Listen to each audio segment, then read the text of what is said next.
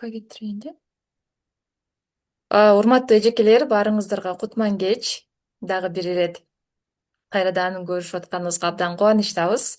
Онлайн болсо дагы кечинде ушинтип чогуу билим алып, жаңы маалыматтарды, билимдерге ээ болуп атканыбыз абдан жакшы. Эсиңиздерге салып кетейин, биз ушул кечээ күндөн баштап жергиликтүү деңгээлде кызмат көрсөтүүлөрдү жакшыртуу долбоорунун алкагында алгачкы вебинарларыбызды баштадык. Бул сиздердин ушул депутат айымдардын республика боюнча 6 гана райондо пилот катары иш алып барып жаткан ушул райондордогу депутат айымдар үчүн ченем жаратуу боюнча билимдерди жергиликтүү өз алдынча башкаруу органдарында ченем жаратуу боюнча сөз кылып, ошол боюнча эксперттерден билбей жаткан мындай сиздерде кооптонуу жараткан маселелерге жоопторду алууга аракет кылып жатабыз. Дагы мындай маселе бар. Бизде 2 тренер ушул тема боюнча тартылган. Кечээ болсо деген Роза Асанкуловнанын баягы теориялык билимине угуп, сиздер суроолоруңуздарды берип, татыктуу жоопторду алдыңыздар деген үмүттөбүз. Ал эми бүгүн биз менен Союз МСУ деп көбүңүздөр эле уксаңыздар керек, жергиликтүү өз алдынча башкаруучулар союзунун ушул укуктук маселелер боюнча эксперти Үпөл айым келип отурат. Үпөл айым, сизге чоң рахмат биз менен кызматташууга ачык болуп, ушинтип эжекелерге билим бергени макул болгонуңузга. Бүгүн сиздер менен биз ушул жергиликтүү кеңештердин сессиясында токтом долбоорун кароо тартиби боюнча сөз кечээ дагы айтып өттүк элек, эгер суроолоруңуздар болсо, кеңеште сиздерди бир мындай ойлондурган бир маселелер болсо, ошо суроолорду топтоп келиңиздер, даярданып келиңиздер деп. Бүгүн ошол суроолордун баарын берсеңиздер болот. Анан биздин тартип боюнча дагы бир сыйра эске салып кетейин. Сөзсүз катталабыз. Андан тышкары сиздерде суроо бар болсо, кол көтөрүү функциясын басып коебуз. Анан эгер жок, кол көтөрүлбөй, сиздерге сөз берилбей жатса, чатты дагы колдонуп, чатка дагы өзүңүздөрдүн сурооңуздарды жазып койсоңуздар болот. Анда баштайлы. Үпөл айым, сизге сөз. Мгм. Негизинен саламатсыздарбы, урматтуу биздин жергиликтүү кеңештин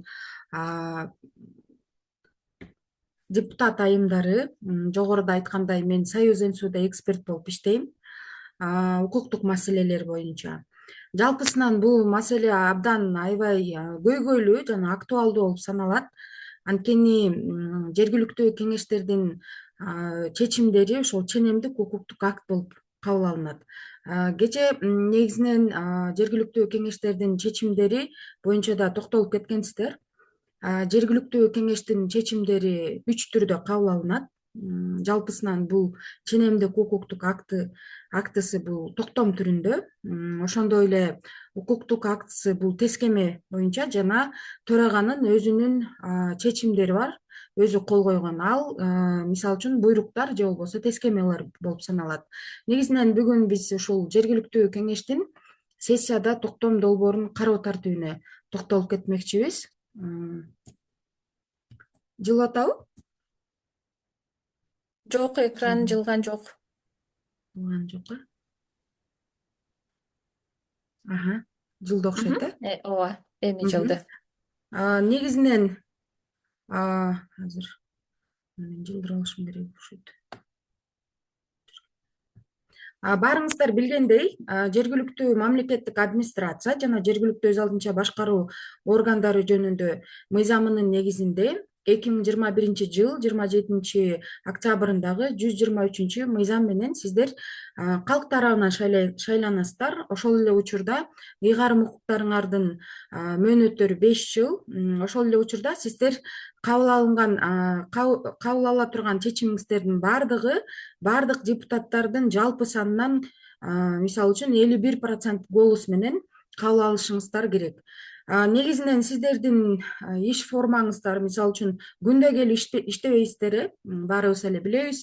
Жалпысынан сиздердин иш тартибиңер ошол жергиликтүү кеңештин регламенти менен аныкталып, сессияда негизги жумуштарыңарды аткарасыздар.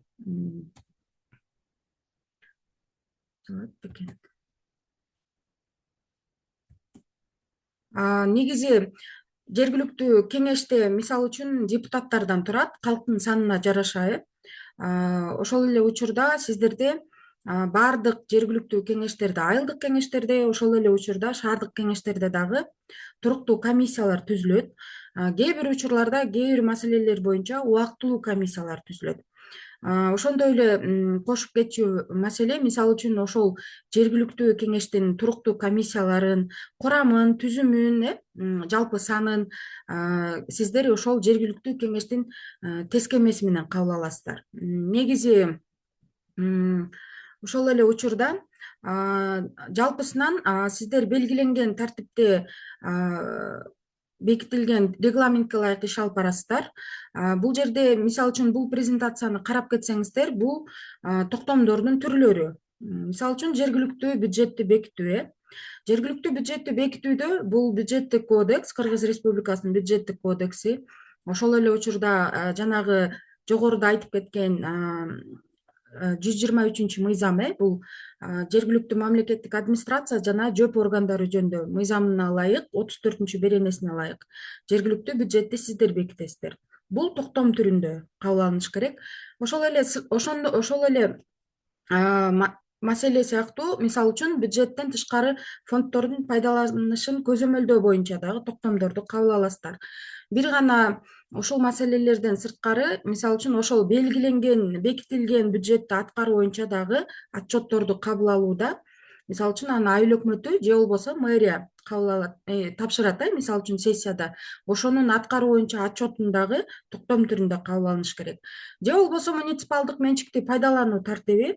Биз көптөгөн практикалык жардамдарда, консультацияларда, окууларда ушул муниципалдык менчикти пайдаланууда, жалпысынан колдонууда көптөгөн көйгөйлөрдү билип келдик. Мисалы үчүн кээ бир учурларда ошол эле объекттерди, имараттарды пайдаланууда ошол ижара акысын бекитип коюшат экен, бирок негизинен ижара акысын айылдык кеңеш же шаардык кеңеш бекитпейт, анын берүү тартибин аныктайт. Тактап айтканда, жергиликтүү ошо муниципалдык менчик бар болсо, имарат, объект же болбосо кандайдыр бир керектүү техника, ошол баардык объекттерди, мүлктөрдү башкаруунун тартибин токтом менен бекитесиздер. Ошондой эле социалдык экономикалык программаны да бекитесиздер. Көбүнчө азыр ПСР да, башка кыргыз тилинде да айтылат. Негизинен токтом долбоорлорун түзүүдө дагы көйгөйлөр аныкталып жатат. Баарыңыздар кошулат болушуңуздар керек. Мисалы үчүн мындай маселе болушу мүмкүн. Практикада кандай болуп атат? Сиздерге жалпысынан төрага же айыл өкмөтү же болбосо айылдык кеңештин же шаардык кеңештин жооптуу катчысы чакырат, сессия бул күнү бул маселелерди карайбыз деп. Ошол эле учурда ал токтом кандай түрдө даярдалган, ыйгарым укуктарыңарга киреби, кирбейби, ким даярдаш керек деген маселелер да чыгышы мүмкүн. Ушундай маселе болбош үчүн баардык нерсе мыйзамда көрсөтүлөт. Мисалы үчүн жергиликтүү мамлекеттик администрация жана ЖӨП органдары жөнүндө мыйзамына ылайык айылдык кеңеш жана шаардык кеңештер жалпысынан өзүнүн ушул 2026 жылга же болбосо мурунку 25 жылга карата иш план түзөт. Биринчи кварталда, мисалы үчүн сиздер катышып келген сессияда бюджетти, мисалы үчүн 2025 жылга түзүлгөн бюджеттин аткаруусу боюнча айыл өкмөтүнүн же мэриянын ошол бюджетти аткаруу боюнча отчетун уктуңуздар. Мисалы үчүн ошонун токтомун карайсыздар биринчи кварталда. 2026 жылга жана 27-28ге прогноз катары бюджетти бекитүү жөнүндө токтомдорду кабыл алсаңыздар болот биринчи кварталда. Ошол эле учурда көптөгөн, мисалы үчүн муниципалдык менчикти башкаруу боюнча же болбосо азыр көп учурда практикада ошол садиктердин мисалы үчүн бир жаш балага канча сомдон бөлүү боюнча токтомдорду да кабыл алып жатышпыздар, бирок ал мыйзамсыз. Кийинчерээк биз ошо суроо жоопко келгенде талкуулап түшүндүрүп берип кетем. Ошондуктан иш планды мисалы үчүн биринчи кварталга бөлүп кеттик. Ошол эле учурда программа ПСР боюнча, социально-экономического развития, ФСРди мисалы былтыртан баштап бекитип баштадыңыздар, аны уже ишке ашырып, анын кандайдыр именно кандай өзгөчөлүктөрү бар, жумушуңарда көптөгөн пайдалуулугун билип, сиз ошол ПСР боюнча дагы токтомдорду кабыл алып келип жатасыздар. Мисалы үчүн ал биринчи кварталга кирет. Экинчи кварталда андан башка дагы сиздердин ыйгарым укуктарыңарга кирген маселелерди карасаңыздар болот. Иш планга маселе керек жок болгон учурда, мисалы үчүн силердин ишканаңар бар, тарифтерди бекитүү же аны именно тарифтердин акчасын кичирейтүү же көбөйтүү боюнча маселе келип чыкса, же болбосо ушул айылдык аймактарда жүргөн маршруттардын тарифтерин бекитүү боюнча дагы кандайдыр бир маселе болсо, аны киргизсеңиздер болот. Жалпысынан негизги сиздер кабыл ала турган маселелер боюнча баардык айыл өкмөттөрдүн сотрудниктери жалпысынан сиздерге кат түрүндө же болбосо ооз-эки түрүндө дагы сиздердин иш планыңыздарга киргизсеңиздер болот. Ошондуктан ошол иш планында негизинен көрсөтүлүп турат аткаруучу деп. Эгер аткаруучу айыл өкмөт же мэрия болсо, айыл өкмөт менен мэрия даярдайт. Эгер ал жерде маселе туруктуу комиссияга туура келсе, тиешелүүлүгүнө жараша багытына боюнча ал туруш керек. Жана физикалык, юридикалык жактар деп айтылат. Кээ бир учурларда кээ бир жерлердин, мисалы үчүн, же бир кандайдыр бир тиешелүү юридикалык, физикалык жактарга, жарандарга кереги бар маселелер болсо, алар да кирсе болот. Ошондой эле жергиликтүү кеңештин жооптук катчысы жана анын аппараты кээ бир шаарларда көбүнчө ошондой штаттар кошулуп калат населениясына жараша. Тактап айтканда, ушул 4 адамдар токтом долбоорлорун түзгөнгө укуктуу жана алар түзгөндү үйрөнүш керек. Бир гана жооптук катчы же депутаттар гана эмес, ошол эле айыл өкмөтүнүн сотрудниктери, мэриялар дагы ошондой эле муниципалдык ишкананын же бир кандайдыр бир мүлктү башкаруу боюнча мекемелер ачасыздар, ошолорду даярдаганды билиш керек. Физикалык жарандар жана башка осоолор алар сунуш гана беришет, негизинен. Сунуш деле алар токтом долбоорун даярдап деле келсе болот. Бирок алар жазыш керек деген негизги максат жок. Негизинен бул жерде бул картинка болчу, ошон үчүн презентациядан которо алган жокмун. Негизи токтомдун именно кебетеси да, мындай көрүнүшү кандай болуш керек? Баарыңыздар билесиздер, бул биздин мамлекеттик гербибиз ортодо турган, менин мышкам көрүнүп атабы, Айгерим? Ооба, ооба, Көрүнүп көрүп атабыз. атат. Бул жерде мисалы үчүн бул гербти көрсөңүздөр, номенклатура боюнча баардык каттарда, токтомдордо, буйруктарда, тескемелерде ушул герб 2 сантиметрден болуш керек. 2 сантиметрден көп чыкпаш керек, же аз же көп болбош керек. А бул жерде мисалы үчүн мамлекеттик тилде айылдык кеңештин аталышы бул жерде расмий тилде, орус тилинде. Андан кийин кеңештин аты, ошол эле учурда бул жерде стрелка кетет дагы, регистрационный номер. Бул жака жазылып калыптыр. Негизи бул жерге место проведениясы, кайсыл айыл болсо же кайсыл шаар болсо, сол бетине болсо бул жерге регистрационный номер номенклатура боюнча, мисалы үчүн датасы жазылат, андан кийин номери жазылат. Датасында дагы айырмачылык бар. Мисалы үчүн 12.03.2026 деп жазылбайт, анткени бул башка документтерде жазылат. Укуктук ченемдик актылар жөнүндө мыйзамына ылайык сөзсүз түрдө словесно прописной деп айтылат. 2025-жылдын 3-мартындагы номер 01-4/1 токтомдо айтылат. Андан кийин вид акта, мисалы үчүн постановлениянын аты жазылат. Андан кийин токтомдун аты жазылат. Мисалы үчүн токтомдун мисалы үчүн ПСР программа социалдык экономикалык программаны бекитүү жөнүндө 2026-жыл анан прогнозу менен ошол сиздердин социалдык экономикалык программаны бекитүү жөнүндө деп жазат дагы. Андан кийин преамбула. Кечээ сиздерге бул негизги юридикалык техникалар боюнча түшүндүрүп кетти. Негизинен преамбула кыргызча айтканда негиз деп коет. Эмненин негизинде кабыл алынып жатат. Ошол негиз жазылыш керек. Андан кийин негизи жазылгандан кийин токтом кылат деп постановляющий часть негизги кайсы маселелерге токтолосуңар? Биринчи, мисалы үчүн, программаны бекитесиңер, социалдык экономикалык программаны. Ал программадан келип чыгуучу ченемдер болсо айыл өкмөтүнө же мэрияга тапшырыктарды жасайсыздар. Андан кийин эгер мурунку ПСР бар болсо аны бекиткен токтомду күчүн жокко чыгарасыңар. Андан кийин контролду ошол бюджеттик комиссияга жүктөп, андан кийин анын токтомдун күчүн, мисалы үчүн качан күчүнө кирет, ошол боюнча жазып, андан кийин мисалы үчүн төрага деп жазылат дагы, колу, анан подписи коюлат. Аты жөнү жана подписи, анан гербовый печать жазылат. Жалпысынан, мисалы үчүн, жогоруда айтылып кетти, кечээки презентацияда токтомду даярдадыңыздар, кандайдыр бир мыйзамдан келип чыкты. Мисалы үчүн, көптөгөн мисалдарды айтып кеттим. Мисалга ошол бюджетти бекитүү жөнүндө айтып кетсек, бюджетти бекитүү жөнүндө токтом долбоорун ФЭП бөлүмү даярдады, айыл өкмөттүн.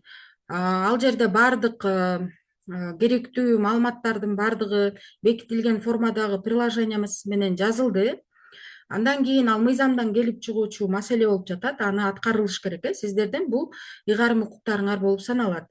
Андан кийин ал коомдук угууда же бюджеттик угуу деп коет. Бюджеттик угууда туруш керек, 15 күн туруш керек. Мисалы үчүн, бир күн өткөрсөңөр, скажем, 12-январь күнү өткөрдүңөр, 2026, же болбосо 30-январь өткөрдү дейли. 30-январь өткөндөн кийин ошол күндөн 15 күн 10 күн өтүш керек. Мисалы үчүн, ченемдик укуктук актылар жөнүндө мыйзамына ылайык бардык ченемдик укуктук актылар ошол эле учурда токтомдогу 15 күн туруш керек. Эгер сиздер коомдук угуу, тактап айтканда, мисалы бюджетке тиешелүү бюджеттик угуу болсо, анда ал 10 күн турат. Бүгүн өткөрдүңөр, 10 күн күтөсүңөр. Ошол аралыкта жарандардан, кызматчылардан, туруктуу комиссиянын депутаттарынан сунуш пикир келмей сайын ал жерде туруш керек. Мисалы үчүн, коомдук угууну өткөрүп бүттүңөр, андан кийин туруктуу комиссиянын отурумуна бул токтом долбоору жана анын приложениясы ошол эле учурда кечээки айтылган маалымат кирет. Ал жерде туруктуу комиссиянын отурумунда, мисалы үчүн, бюджеттик, мүлк, финансы деп да коюшат, ошо туруктуу комиссия боюнча. Ошолор карап, протокол жазылат жооптуу катчы тарабынан. Анан туруктуу комиссия керектүү изменениялар болсо өзүнүн сунуштарын ошол жерде айтып, токтомдорго өзгөртүүлөр киргизилет. Андан кийин туруктуу комиссия отурумунун жыйынтыгында корутунду жазат, жалпысынан. Мисалы үчүн, муну каяка алып барып койсом, кичирейтип койсом болот экен.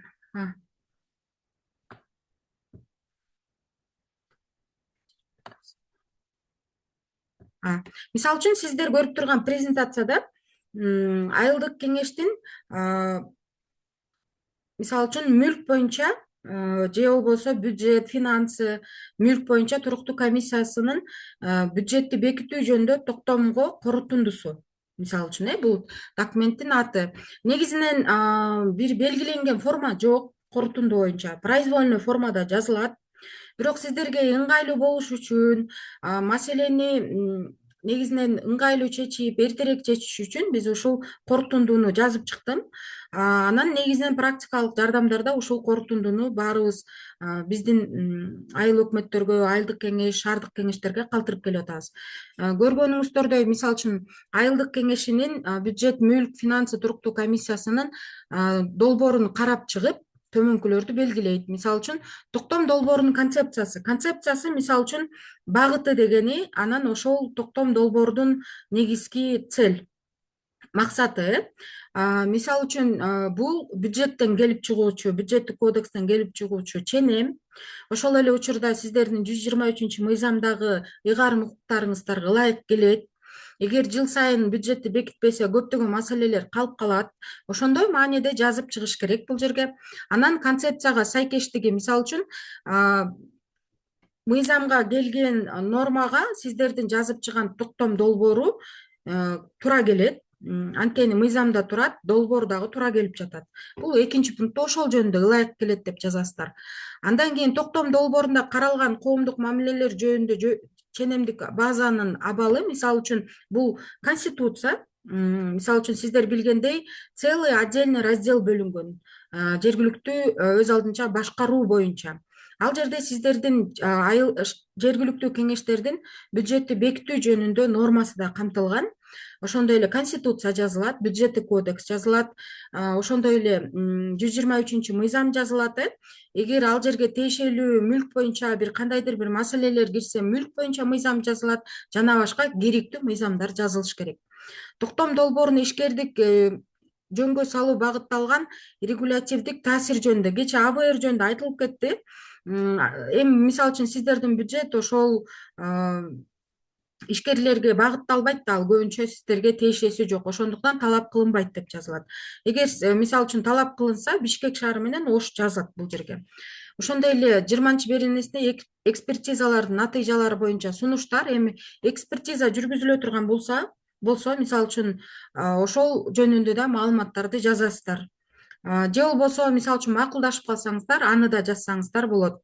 Эгерде андайлар болбогон учурда, мисалы үчүн болгон учурда көз карандысыз эксперттердин, адистердин, уюмдардын корутундуларынын натыйжалары боюнча сунуштар.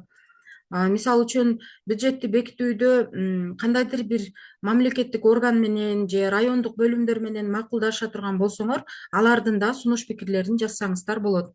Анан мына көрүп турганыңыздардай 7-разделде алар өткөрүлгөн учурда коомдук талкуунун натыйжасы боюнча.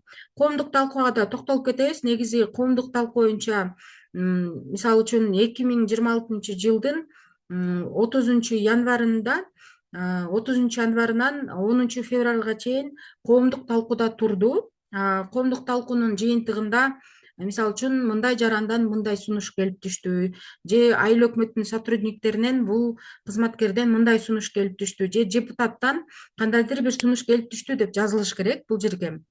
Бул негизи бул маалыматтын баардыгы маалым катта көрсөтүлөт. Андан кийин комиссиянын мүчөсүнүн өзгөчө пикири кээ бир учурларда ошол туруктуу комиссиянын кандайдыр бир маселелер боюнча макул болбогондо депутаттар өздөрүнүн өзгөчө пикирин жаза алат. Бул боюнча да жазсаңыздар болот. Андан кийин комиссиянын сунушу жалпысынан карап чыгып, мыйзамга ылайык келет. Жазылган маалыматтар жалпысынан ошол дебит, кредит, расход, доход туура келет. Баардык маселелер баардыгы бизге керек, бюджет туура деп туруп кабыл алууга, мисалы үчүн баяндалгандардын негизинде төмөнкүдөй корутундуга келет. Кабыл алууну сунушталсын деп туруп, комиссиянын төрагасы кол коет.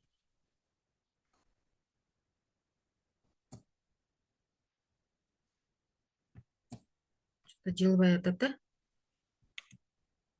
Жалпысынан сиздерге көрсөткөндөй туруктуу комиссия карап чыгып өзүнүн корутундусун жазгандан кийин жергиликтүү кеңештин сессиясына отурумуна даярдык көрүү башталат. Сессияны чакыруу жөнүндө жарыя келиш керек сиздерге, анан күн тартибин түзүү жана бекитүү. Мисалы үчүн сессия жөнүндө чакыруу жөнүндө жоопту катчы даярдаш керек. Өткөрүлүшүнө чейин, мисалы үчүн бүгүн 4 болсо, 9-март күнү өткөрүлө турган болсо, 5 күн мурун сиздерге мисалы үчүн ошол жарыяны сиздердин WhatsApp группалар болсо же электрондук почта аркылуу жөнөтөбү депутаттардын баардыгына, ошол сессияны чакыруу жөнүндө жарыяны жөнөтөт. Жөнөкөй формада, обязательно бир эме деле жок. Көрүнүктүү, мисалы үчүн негизи регламентиңиздерди карап көрсөңүздөр, ушул сессиялардагы көрүнүктүү жерлерде илиниш керек. Аны көп эле кылбайт, бирок жок дегенде депутаттарды чакырат. Анан күн тартибин түзүү жана бекитүү. Мисалы үчүн күн тартибине жогоруда айткан маселени алып кеттим. Жергиликтүү ошол айыл аймактын же шаардын кандайдыр бир жылга бюджетин бекитүү жана прогноздору менен ошол мисалы үчүн ошол шаардын же айыл өкмөтүнүн сунуштарынын негизинде сиздер бекитип жатасыздар. Ошол эле учурда күн тартибине депутаттардын сунуштарынын негизинде туруктуу комиссиялар сунуштайт жана жергиликтүү кеңештин жылдык планынын негизинде. Сиздер көрүп тургандай, бул биринчи маселе, иш планынын негизинде сессияны жүргүзүш керек. Депутаттардын, туруктуу комиссиялардын жалпы, мисалы үчүн кээ бирден да депутаттар сунуштарын айта алат жана сиздердин аткаруу органдарыңыздардын сунуштарынын негизинде күн тартиби бекитилет. Негизи күн тартиби долбоору бекитүүгө үчүн добушка коюлуш керек. Баардык жерде мисалы WhatsApp группаларда голосование деген эме бар, функция бар. Ошо менен деле добушка салып бекитүү керек. Мисалы үчүн сессиянын жүрүшүндө долбоорлорго өзгөртүү жана толуктоолор киргизилиши мүмкүн. Жаңы маселелер боюнча комиссиялар тарабынан алдын ала каралган учурда гана киргизилет. Мисалы үчүн кээ бир учурларда практикада билип анан сиздердин протоколуңуздарды окуп келип атабыз. Ар кандай маселеде эле кээ бир маселелер каралып, ошонун негизинде мисалы үчүн токтомдор кабыл алынып калган болуп атат. Сиздер билгениңиздердей ал мыйзамда белгилениш керек. Ыйгарым укуктары, анын долбоору ылайыктуу ченемдик укуктук актылар жана 313-кечеги айткандай инструкция по разработке подзаконных актов деп ошол инструкциянын негизинде иштелиш керек. Андан кийин ал коомдук талкуудан өтүш керек, туруктуу комиссиядан карап, анын корутундусу чыккандан кийин гана сессияга келип каралыш керек. Ошондо гана мыйзамдуу болуп саналат. Мисалы үчүн сессияга киргизилүүчү документтердин топтому төмөнкүлөргө камтылууга тийиш. Токтом долбоору бюджетти бекитүү боюнча иштеп чыгуучу же комиссиялар тарабынан биргеликте даярдалат жана кеңештин төрагасы менен макулдашылат. Сөзсүз түрдө төрага менен макулдалыш керек. Кайсы токтомдор кирип жатат сессияда. Токтом долбоору менен мисалы үчүн ошол мен айтып кеткен бюджетти бекитүү жөнүндө алып өзүнүн тиркемесине ылайык Excel формада болот. Эгер ПСР болсо ал программа, муниципалдык менчикти башкаруу боюнча тартип болсо же тартип же ЖО, ошол эле учурда жерди башкаруу боюнча тартип болсо каралышы мүмкүн, же тарифтерди да өзүнүн приложениясы менен каралат. Ал дагы тиркеме катары кирет. Тиркеме боюнча да кечээ токтолуп кеткенсиңер. Мисалы үчүн тиркеме нумерация коюлбайт. Нумерация, то есть номер коюлат, бирок именно вот нумерация коюлбайт да. Андан кийин токтом долбоорунан негиздеме маалымкат төмөнкүлөрдү камтылыш керек. Негизинен токтом долбоорун даярдап атканда маалымкатын да кошо жазыш керек. Жалпысынан биз ушул практикалык жардамдарды берген учурда ушул маалымкаттын дагы образецин тыштап кетип атабыз. Мисалы үчүн бюджетти бекитүү жөнүндө оңой түшүнүш үчүн. Андан кийин тиешелүү органдар менен макулдашылганда баарыңыздар билесиздер, азыр баарыңыздар да актуальный болуп эсептелинет. Азыркы убакта фаптарды, маданият үйлөрүн, мектептерди, садиктерди, көчөлөрдү, жолдордун аттарын өзгөртүп атасыңар, бир адамдын атын берип атасыздар, кандайдыр бир көрүнүктүү адамдардын наамдарын берип жатасыздар. Мисалы үчүн ошол мисалы үчүн мектепти алалы, билим берүү жөнүндө мыйзамына ылайык 27 билим берүү жөнүндө мыйзамдын 29 беренесинде жазылган баардык билим берүү организациялар, мекемелер сөзсүз түрдө ыйгарым укуктуу орган менен макулдашуу жүргөндөн кийин гана аттары жана наамдар, эмелер, адамдардын аттары ыйгарылат деп. Тактап айтканда, мисалы үчүн тиешелүү органдар менен макулдашуунун жыйынтыктары жөнүндө жазылыш керек. Кат жибересиздер. Мисалы үчүн бул фапты Минздравдын райондун управлениясына же Минздравга эле жөнөтсөңүздөр болот. Же болбосо Минобразга, азыр 2 министерство болуп калбадыбы? Ошо тиешелүүлүгүнө жараша жөнөтөсүздөр. Андан кийин 5-чи документ болуп жогоруда айткан туруктуу комиссиянын корутундулары. Мына сиздер көрүп тургандай, бул жерде ошол Word вариантын презентацияга салгам. Мына бул жерде фирменный бланк, токтом документтин аталышы. Мына бул жерде ошол нумерациясы, номенклатура боюнча дагы көптөгөн суроо жооптор болуп атат. Анткени көйгөйлөр чыгып келип атат. Минюста да ушул боюнча да көптөгөн көйгөйлөрдүн аныкталганын билип атабыз. Мисалы үчүн нумерацияны мынчанчы сессиянын ошол сессияга анан сиздердин чакырылышыңыздарга анан нумерациянын үчөөнү бириктирип коюп атыпсыздар да. Ал негизи туура эмес, анткени номенклатура боюнча регистрация болуш керек. Номенклатураны, иштердин номенклатурасын архив менен бекитесиздер. Мисалы үчүн көп жерлерде архив дагы бекитилбептир. Муну да макулдашылыш керек. Ошол макулдашылган нумерация коюлат.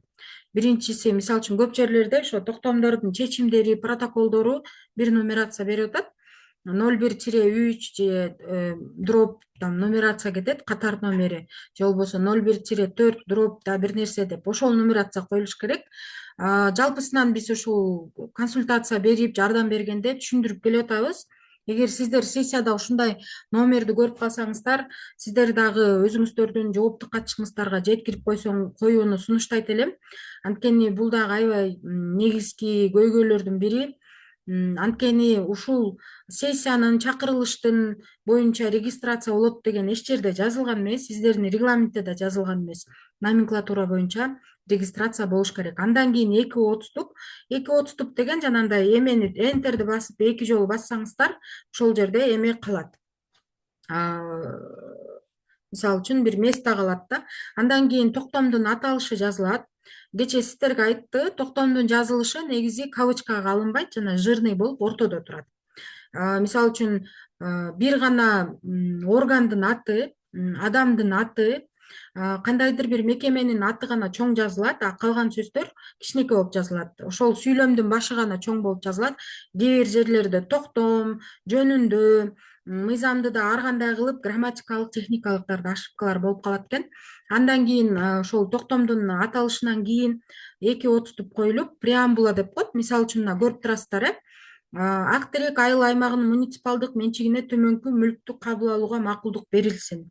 Сиздерде кээ бир учурларда кандайдыр бир бескооз сарайлар калып кетет, же болбосо бир имараттар калып кетет, же бир кандайдыр бир мамлекеттик органдар сиздерге имараттарды беришет, техниканы өткөрүп беришет, же мындай как подарок мена сыяктуу кылып, как подарок катары кандайдыр бир мүлктөрдү силерге өткөрүп бергенде сөзсүз түрдө айылдык кеңеш менен шаардык кеңештен макулдугу керек. Алардын макулдугусуз сиздердин мүлктү ала албайсыздар. Ошондуктан мүлккө муниципалдык менчик жөнүндө бул жерде мүлккө муниципалдык деген мүлккө деген сөзүм калып кетиптир. Жөндөө мыйзамдын 19 беренесине ылайык сиздердин ыйгарым укук жазылган. Андан кийин экинчи мыйзам жергиликтүү мамлекеттик администрация жана жергиликтүү өз алдынча башкаруу органдары жөнүндө 34 беренеде ыйгарым укуктарыңар каралган. 39 берене деген вопрос болушу мүмкүн. Бул 39 беренеде ушул жергиликтүү кеңеш өзүнүн чечимдерин токтом түрүндө жана тескеме түрүндө, ал эми төрага өзүнүн буйрук чечимдерин жалпы мындай единогласно чечкен чечимдери тескеме түрүндө кабыл алат деп турат да. Ошондуктан 39 беренени жазасыздар.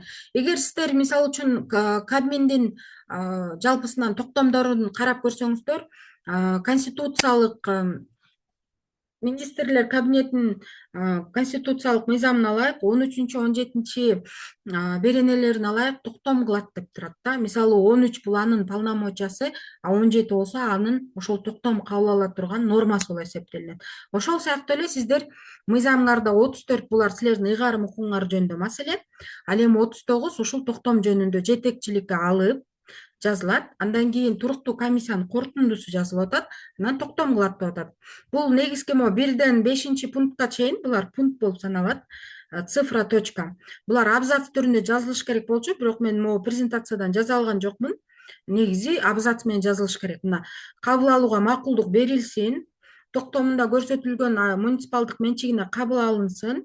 Анан жоопту катчы бул токтомду аппаратта каттоого алып, тиркемелер менен кошо ошо юстиция министрлигинин башкармалыгына реестрине киргизүү үчүн жөнөтсүн деп да кошуп коюп атат. Анткени кээ бир учурда бул пункттар кошулбай калганда жалпысынан кээ бир учурда минюска кетпей калып атат. Ошол күчү жокко чыгып 15 же 5 жылдан кийин токтомдор барып атат. Ушундай маселе болбош үчүн в целях безопасности, в целях мындай мыйзамдарды аткаруу үчүн ушул нормаларды дагы коштуруп мындай үйрөтүп атабыз да. Андан кийин ушул токтом Кыргыз Республикасынын ченемдик укуктуу актыларынын мамлекеттик реестрине киргизилген күндөн тартып күчүнө кирет деп да кошуп коюп атабыз. Анткени көбүнчө расмий жарыяланган күндөн тартып 10 күндө күчүнө кирет, же ал норманы такыр эле жазбай реестрге жөнөтпөй күчүнө кирбей калган токтомдор көп болуп жатат. Жалпы эле ошо печати, төраганын кол коюусу анан токтом деген документ болсо эле болду деп мындай аң сезим ошого көнүп калышыптыр көбүнчө. Ошондуктан муну да киргизип жатабыз. Анткени бул ченемдик укуктуу актылар жөнүндө мыйзамдын ченеми болуп саналат. Анткени ал жерде ушул реестрге, ченемдик укуктук актылардын реестрине кирмей сайын бир дагы ченемдик укуктук акт күчүнө кирбейт деген норма кирген. Ошондуктан ушуну коштук. Анан ушул токтомдун аткарылышын контролдоо мисалы үчүн туруктуу комиссиясына жүктөлсүн дейт. Бул норма дагы сөзсүз түрдө болуш керек, анткени контролдук функцияны туруктуу комиссия аткарат. Анан жергиликтүү кеңештин төрагасы же төрайымы ошол негизи бул боюнча дагы көптөгөн көйгөйлөр болуп атат. Кээ бир жерде төрага деп жазат, кээ бир жерде жалпысынан Актерек айылдык кеңешинин төрагасы деп жазат. Же болбосо кээ бир учурда мисалы үчүн Чүй облусунун Сокулук районунун мындай айылдык кеңешинин, бул жерде X'тер басылып атат го. Экранды тийбеңиздер, эжекелер. Тийсе болот экен да. Жалпысынан ошол мамлекеттик кызмат жана муниципалдык кызмат орундарынын реестри бар. Президентибиз аныктайт өзүнүн жарлыгы менен. Ошол жерде жергиликтүү кеңештин төрагасы деп эле турат. Жалпысынан бул ушул маселеге архивда кийлигишет, акимиатта кийлигишет, дагы бир башка органдарда айтат. Анан менин сунушум ошо реестрде кандай жазылса, ошондой эле жазган туура да. Мисалы үчүн төрага деп жазып койгула, же тиги көбүнчө эле ошол кызмат ордунун эң главный сөзүн жазган туура да. Анткени айыл өкмөтүнүн же болбосо Актерек айыл өкмөтүнүн башчысы же мындай райондун башчысы деп жазганын кереги жок. Просто эле башчы деп деле жазып койсо болот. Бул инструкцияга жараша. Негизинен ушундай сунуштар болду. Анан сиздер жогоруда айтып кеткен бул туруктуу комиссиянын корутундусу, бул боюнча токтолуп кеттик, буга токтолбой эле коелу. Анан маалымкат негиздеме. Жалпысынан маалымкат негиздемени бир гана Бишкек менен эле Ош жазат, анан кээ бир шаардык кеңештер жазат экен, жалпысынан жазбайт. Маалымкат негиздемени эмнеге жазыш керек? Ал өтө маанилүү. Анан негизги ушул токтомго тиешелүү документте, мисалы үчүн токтомдо кээ бирки нормаларды түшүндүрө албайт да окуп аткан адам, макулдашып аткан орган же болбосо жаран. Маалымкат негиздеме жөнөкөй жазылат. Мисалы үчүн биринчи максаты жана милдеттери. Ошол эле жогоруда айткан, бул жерде көрүп кеткендей, мүлктү кабыл алууга макулдук берүү жөнүндө. Мисалы үчүн Актерек айыл аймагынын мүлктү кабыл алууга макулдук берүү жөнүндө токтомуна кандай максаты жана милдети бар. Токтом долбоору мүлктү сарамжалдуу пайдалануу, жергиликтүү өз алдынча башкаруу органдарынын ишин натыйжалуу уюштурууну камсыз кылуу, мисалы үчүн мүлк техника болобу, имарат болобу, кандайдыр бир канцтовар болобу, материалдык техникалык базаны чыңдоо, ошондой эле жүктөлгөн ыйгарым укуктарды талаптагыдай аткаруу үчүн шарттарды түзүү максатында же айыл өкмөт же мэрия тарабынан иштелип чыккан. Сыпаттама бөлүгү деп коет, бул ошо описательная часть. Негизи бул жерде жалпысынан кайсыл жерден кат келип түштү, кайсы жаран кайрылды, кайсы орган кайрылды, андан кийин мыйзамдар жазылат. Анан негизги өзүңөрдүн көйгөйүңөрдү жазсаңар болот. Анан 3-чү пункт, мисалы үчүн, бул раздел деп айтылбайт, пункт деп айтылат ушул маалымкат негиздеменин. Мүмкүн болуучу социалдык, экономикалык, укуктук, коргоо, гендердеги, экологиялык, коррупциялык кесепеттердин божомолу. Бул боюнча да жазып кетсеңиздер болот. Мисалы үчүн, кандай убактарда бул 3-чү пунктту жазасыздар? Мисалы, экологиялык паспорт жөнүндө жазып калсаңыздар керек, мындай практикаңыздарда. Ошол жактан кээ бир экологиялык паспортто экология менен макулдашканда ал жактан бир корутунду келет да, ошонун негизинде экологияга мындай таасир тийгизиши мүмкүн. Ошондуктан бул экология боюнча макулдашылып жазылды деп кошсоңуздар болот. Андан кийин 4-чү пункт, жогоруда айтып кеткендей, коомдук талкуунун жыйынтыктары. Жалпысынан мыйзам боюнча коомдук талкуу деп айтылат, же болбосо мисалы үчүн бюджет боюнча бюджеттик угуу деп коет. Жөнөкөй айтканда, мисалы үчүн ошол элдерге жеткирүү керектүү, маанилүү жөнүндө маалымат жазасыздар. Негизи 22-чи беренеде жазылган айыл өкмөттүн же администрациянын, акимиаттын же болбосо Союз МСУнун сайтын илсеңиздер болот, же агенттиктин сайтын илсеңиздер болот.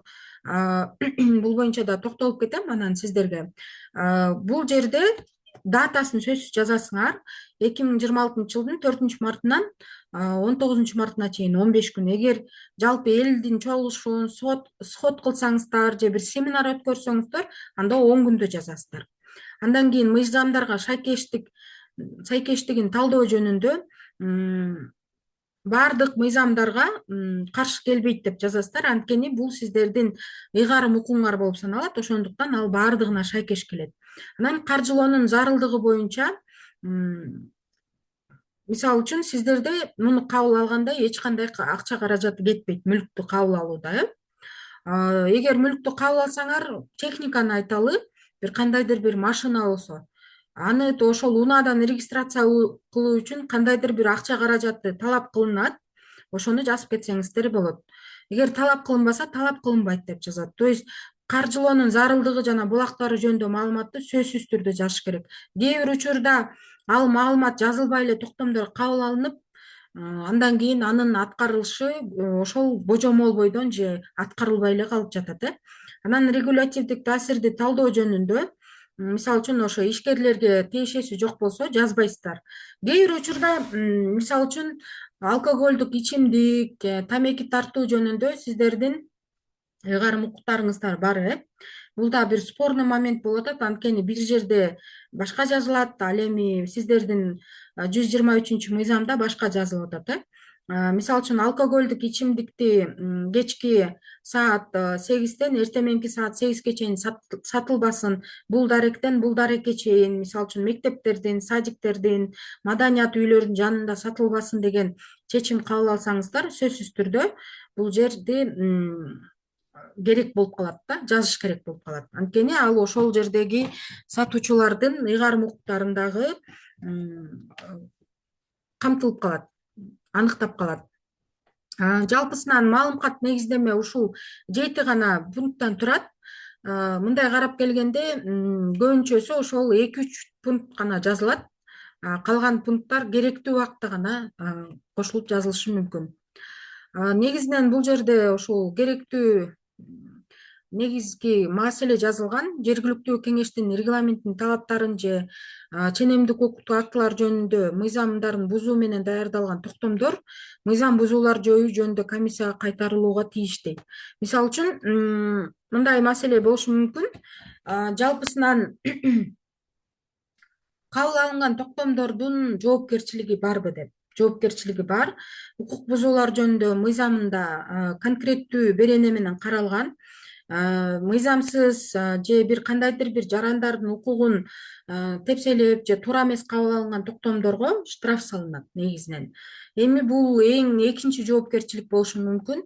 Үчүнчү жоопкерчилик баарыбызга белгилүү болгондой, бул ошол уголовный привлечение болушу мүмкүн. Мисалы, бюджет, финансы, жер жана башка эң негизги маселелер боюнча ар кандай жоопкерчилиги болушу мүмкүн. Бир гана төрага же жоопту катчы тартылбайт, жалпы депутаттар дагы тартылат, потому что ал протокол менен каралып, сессияда каралат. Бул жоопкерчилик боюнча маселе болчу. Сиздер көрүп турган презентацияда бул жергиликтүү кеңештин сессиясы боюнча. Жогоруда айтып кеткендей, күн тартибинде гана каралган маселелер сессияда каралат. Мисалы үчүн башында баарыңыздар билесиздер, протоколуңуздарды окуп келип атабыз. Ошол регламент боюнча эле иштеп келип жатыпсыздар.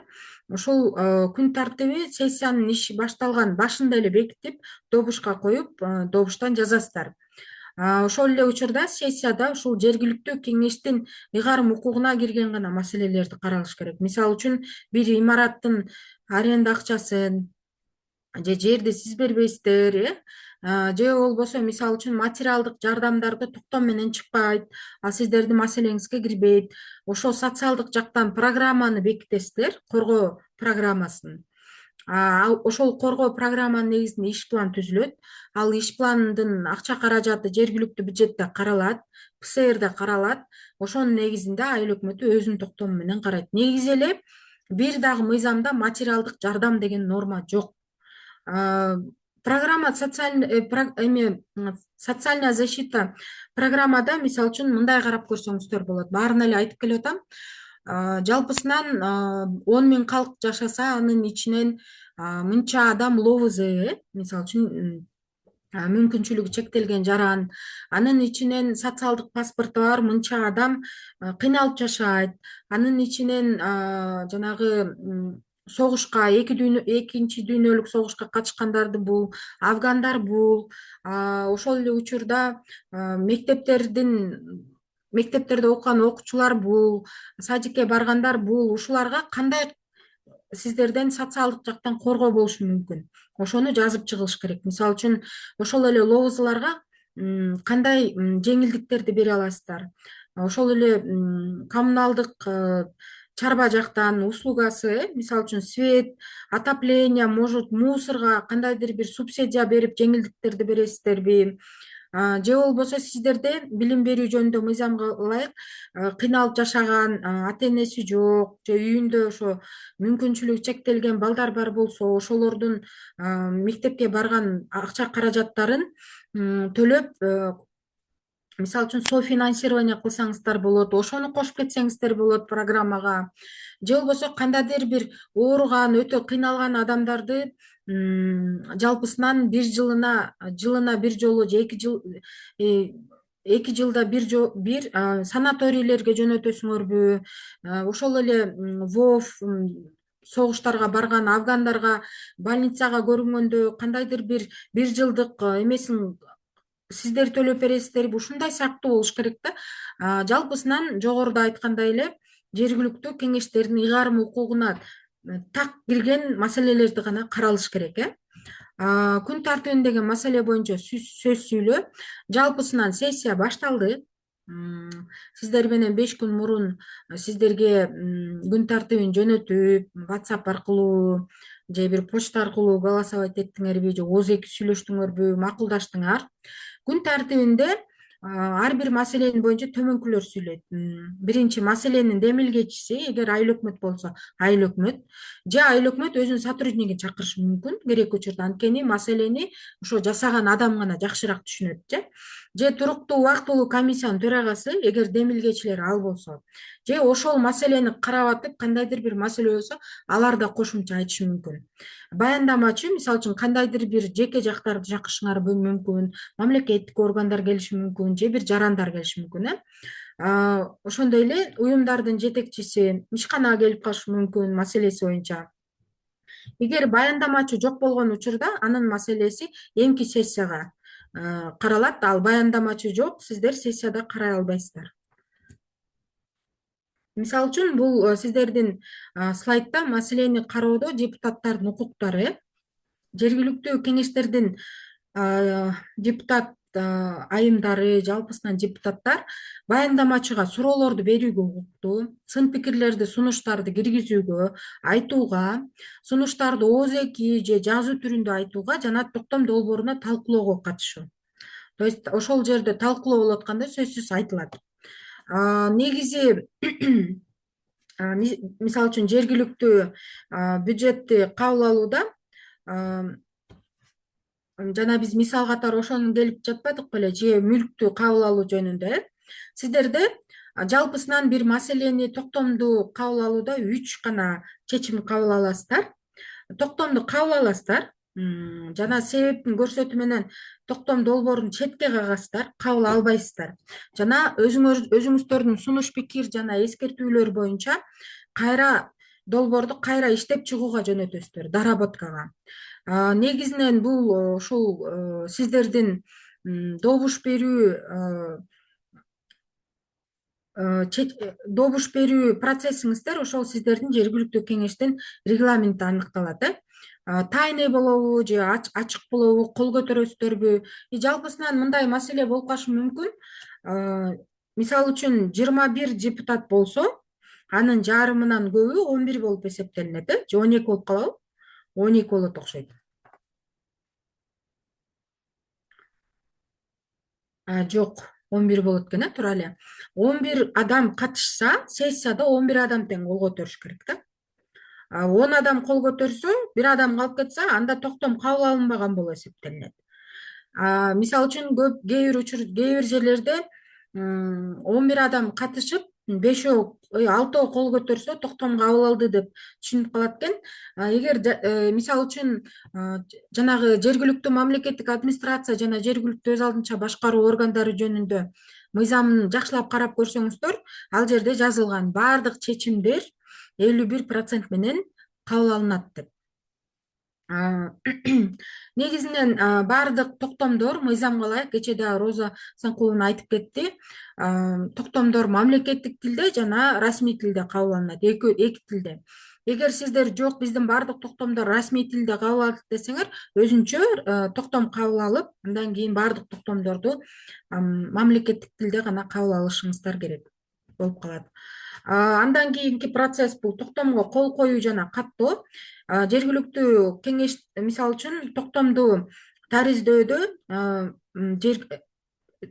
жооптук катчы, айылдык кеңештин жооптук катчысы, айылдык кеңештин жооптук катчысы жок болгондо айыл өкмөтүнүн жооптук катчысы аткарат, мыйзам боюнча. Грамматикалык, техникалык гана ошибкаларды оңдошу мүмкүн, калган концептуальный изменения киргизе албайт. Мисалы үчүн, жергиликтүү бюджетте бир миллиондор жазылса, аны өзгөртө албайт. Ошо миллиондор ылдый түшүп кетсе оңдой алат, же болбосо пункттарды түздөйт, абзац менен жазат, ылайыкташтырып 30 туптарды коет, тиркемеде нумерация болсо нумерациясын алат. Андан жана башка ушундай грамматикалык, техникалык гана өзгөртүүлөрдү киргизип, жергиликтүү кеңештин төрайымы же төрагасы кол коет. Андан кийин жергиликтүү кеңештин жооптук катчысы регистрация кылат номенклатура боюнча журналда. Ал пронумерованный, прошнурованный болуш керек, номенклатурада болуш керек. Андан кийин белгиленген тартипте расмий жарыяланат.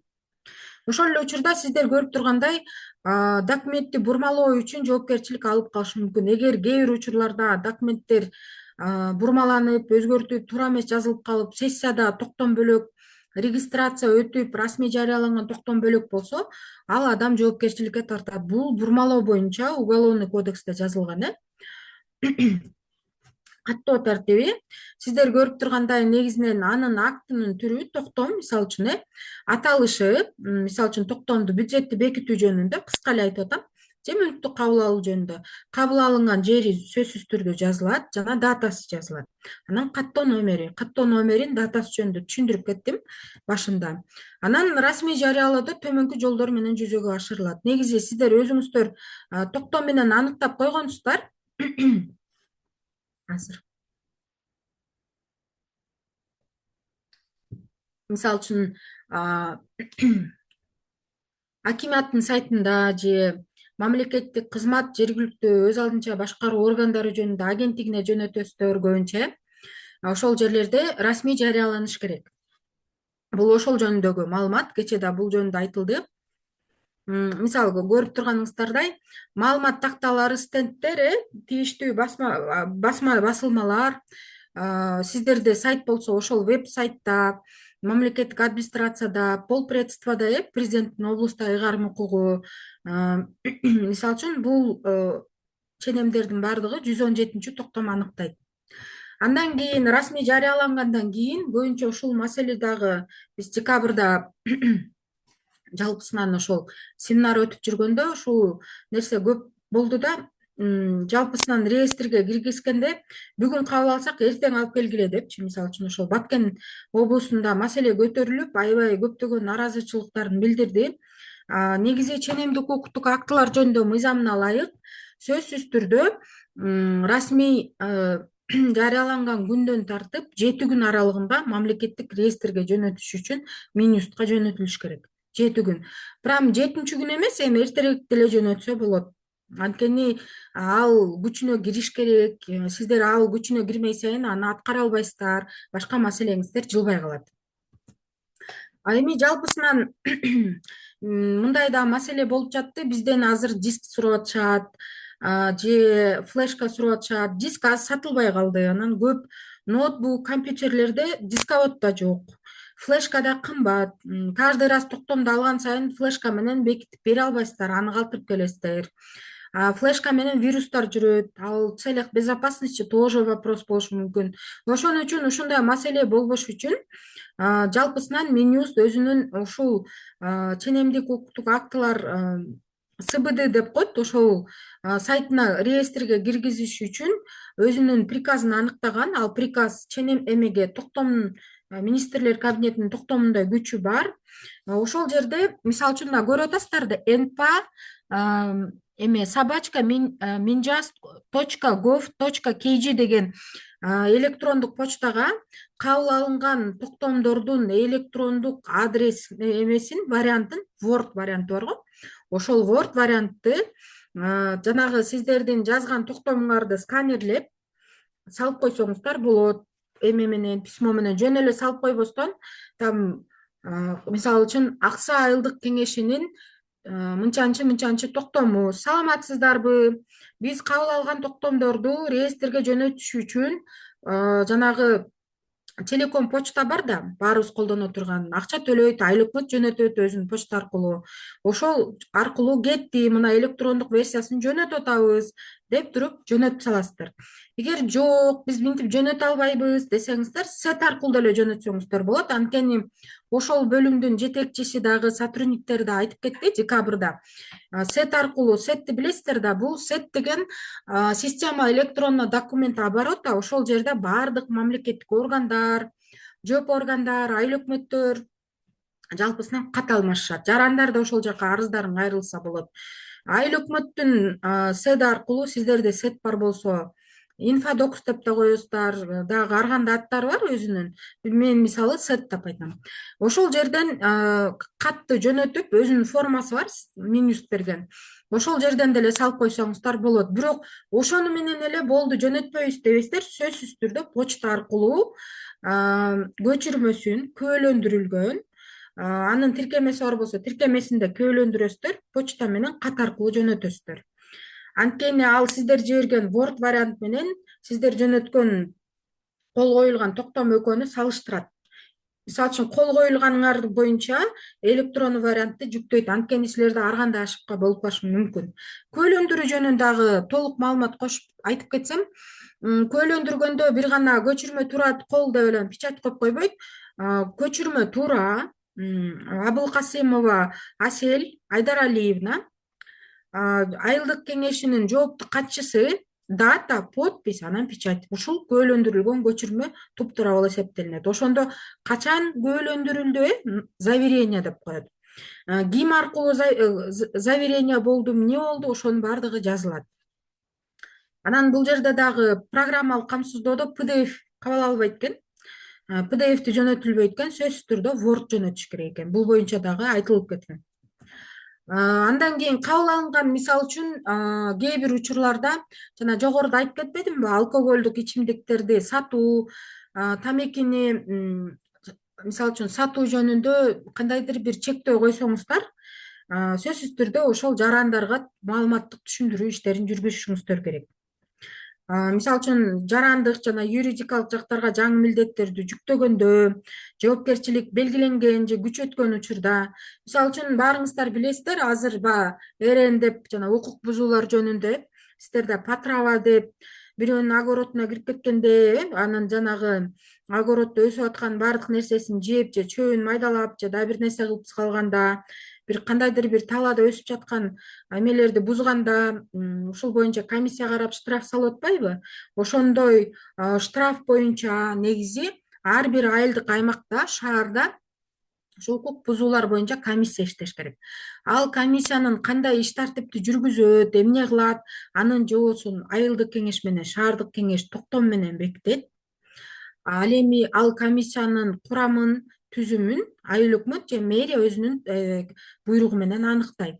Мисалы үчүн ошол токтомду жоonu кабыл алганда баардык жарандарга тиешелүү да, ошол эле учурда мисалы үчүн юридикалык, физикалык жактарга дагы тиешелүү болгондуктан ушундай жоо кабыл алсадар, маалыматтык түшүндүрүү иштерин жүргүзөсүздөр. Мисалы үчүн депутаттар жүргүзбөсө дагы айыл өкмөтүнө ушундай тапшырманы бериш керек сессияда. Мисалы үчүн ушул бойдон эле токтоп калбайт, жергиликтүү кеңештер мисалы үчүн ошол бюджетти аткаруу боюнча, бюджетти бекитүү боюнча бюджетти бекиттиңиздер, 26-жылга бекиттиңер, баарыңыздар бекиттиңер. Декабрда республикалык бюджет кабыл алынды, күчүнө эгер адашпасам ушул 31 январда күчүнө кирди да, же 1 февральбы? Так айта албай атам, бирок ушу февралдын башынан баштап күчүнө кирди. Силер ошондон кийин өзүңүздөрдүн бюджетти бекитип алдыңыздар. Ал бекитилген бойдон калбайт, анын аткарылышын сиздер караган туруктуу комиссиянын депутаттары аныкташ керек. Мисалы үчүн жергиликтүү кеңештин токтомдорунун мониторинги мына туруктуу комиссия анын натыйжалуулугун, аткарылып жатабы, Минюстка барганбы, мисалы үчүн эмне жумуштар жүргүзүп жатат, бюджетке бөлөсүздөр да статья менен, соцблок, экономблок, жер, дагы башка маселелер боюнча көптөгөн маселелер соц жака көп акча бөлүнөт. Негизи ошол туруктуу комиссиялардын милдети болуп эсептелинет. Кээ бир учурда мисалы үчүн аябай маанилүү токтомдорду кабыл алганыңарда эксперттерди да тартсаңыздар болот. Мына 25-жылы биз 50 токтом кабыл алдык. Ушул 50 токтомдун натыйжалуулугун, мыйзамдуулугун карап берсеңиздер деп дагы эксперттерди тартсаңыздар болот. Бул дагы мыйзамда жазылган. Мисалы үчүн кээ бир учурда ошол мониторингдин жыйынтыгында кээ бир токтомдор мыйзамсыз болуп калат. Ошондо сиздер аны өзгөртүшүңүздөр керек болуп калат. Же кээ бир учурларда кандайдыр бир пункттарга изменение киргизсеңиздер болот, же 2-чи, же 3-чү пункттарга, же жоболорго өзгөртүшүңүздөр мүмкүн. Ошонун негиздери жөнүндө жазылган да. Жалпысынан сиздердин регламентиңиздерде жазылган. Дагы бир жолу таанышып көрсөңүздөр болот. Мен ошол регламентти дагы электронный вариантын Айгеримге салам. Сиздердин группаңыздарга да салып коет. Анан ошо регламент боюнча да таанышып көрсөңүздөр болот. Мына мисалы үчүн сиздер көрүп тургандай презентацияда ченемдик укуктуу актыларды мониторингдөө жана баалоо токтом кабыл алынган жергиликтүү кеңеш тарабынан белгиленген тартипте жүргүзүлөт. Мисалы үчүн жүргүзүп калсаңыздар мониторингди, эми бир дагы мэрия дагы бир дагы жооп органы жүргүзгөн эмес мыйзам боюнчачы. Эгер жүргүзүп калсаңыздар, жүргүзүлүш керек да, веб-сайтка жарыяланыш керек. Мониторинг менен баалоо бул бөлөк, аткарылышын көзөмөлдөө бөлөк. Мисалы үчүн бюджетти бекитүү жөнүндө токтомду бюджеттик комиссия контролдойт, көзөмөлдөйт. Мүлктө болсо мүлк боюнча көбүнчө чогуу болот. Кээ бир учурларда жер боюнча сиздердин комиссияңыздар бар, социалдык маселелер, ошондой токтомдор кабыл алынганда анын аткарылышын көзөмөлдөө ошо туруктуу комиссиялар карайт. Жалпысынан айылдык кеңештин иш планы болот. Анан ошол эле учурда айылдык кеңештен келип чыгуучу туруктуу комиссиянын да иш планы болот. Ошо кабыл алынган мисалы үчүн бир туруктуу комиссияга жылына бир 10 же бир 11 эле токтом келиши мүмкүн. Алар бир отуруп эле жоопту катчыдан сурап койсо болот. Ошол эле учурда сиздер көрүп тургандай прокурордук көзөмөл жалпысынан баарыбызга белгилүү болгондо конституцияга ылайык жана прокурор жөнүндө конституциялык мыйзамдарга ылайык баардык мыйзамдардын аткарылышын көзөмөлдөө прокуратура органына тиешелүү болуп саналат. Алар мисалы үчүн өздөрүнүн жумуштарын аткарып атканда плановый, внеплановый проверкаларга чыгат. Кээ бир учурларда жарандар арызданышы мүмкүн, же кандайдыр бир жеке жактар да, юридикалык жактар. Ошондо сиздердин токтомуңарды текшерип калышы мүмкүн. Алар эгер мыйзамсыз чыга турган болсо, алар өздөрүнүн акт прокурорского реагирования деп коет, жалпысынан представление, приостановление да өзүнүн түрлөрү бар. Ошолордун негизинде сиздер кайра сессияга алып кирип, ошол токтомду өзгөртө турган болсоңуздар. Эми көбүнчө прокуратура эч качан мыйзамсыз бир нерсени жазышы мындай болушу да мүмкүн эмес. Кээ бир учурда болушу мүмкүн да, 1%. Сиздер сессияга кабыл алып, жокко чыгарсаңар жокко чыгарасыңар, өзгөртсөңөр өзгөртөсүңөр. Бул ошол жөнүндө маселе болчу. Негизи менин презентациям бүттү. Жалпысынан саат канча болуп калды Айгерим? 9-дан 10 мүнөт өттү. Эми суроо жоопторго өтсөк болот как раз. Суроо жоопторго өтсөк болот экен. Анан жалпысынан дагы маалымат айтып кетсем, мен муну кантип өчүрөм? Так, приостановить демонстрацию деген чыгат үстүндө. Остановить совместное использование? Нет, демонстрацию экрана. Приостановить демонстрацию деп. Красный болуп. Азыр мен бул жака ичине кирип алам. токтомуна кирдим. Жалпысынан биз Айгерим аркылуу ушул токтомдордун ченем жаратуу процесси боюнча практикалык колдонма жазылган кыска. Ал жерде бир 10дон ашык, ой 15тен ашык токтом долбоорлор бар. Баардык процесс мен айткандар жазуу түрүндө, кээ биркилер жазуу түрүндө окугусу келет же мындай колдонма катары колунда мындай эме кылып колдонгусу бар. Мен ошолорду анан маалымкаттын образецин берейин Word вариантынчы. Эме жоопту катчыларга берсеңиздер болот. Ошол эле справка обоснованиянын, туруктуу комиссиялардын корутундусун, ушулар боюнча мен салып коеюн. Сиздер өзүңүздөрдүн ишмердүүлүгүңүздөрдө катышыңыз. Анткени сиздерге баргынча дагы көп убакыт кетет. Ага чейин эле азыр ылайыкташтырып жазып койсоңуздар болот. Негизи жалпысынан ушул презентациям бүттү. Эми суроо жоопторго өтсөк болот. Ооба, эжекелер, биз билебиз, кол көтөрүү функциясы бар. Ошону басып койсоңуздар сиздерге сөз берем, же болбосо чатты колдонуп, чатка дагы суроолорду жаза бериңиздер. Так, Инабаткан эже, сизге сөз. Өзүңүздөрдү тааныштырып, андан кийин суроолорду айта берсеңиздер болот. Инабаткан эже, угуп атабы?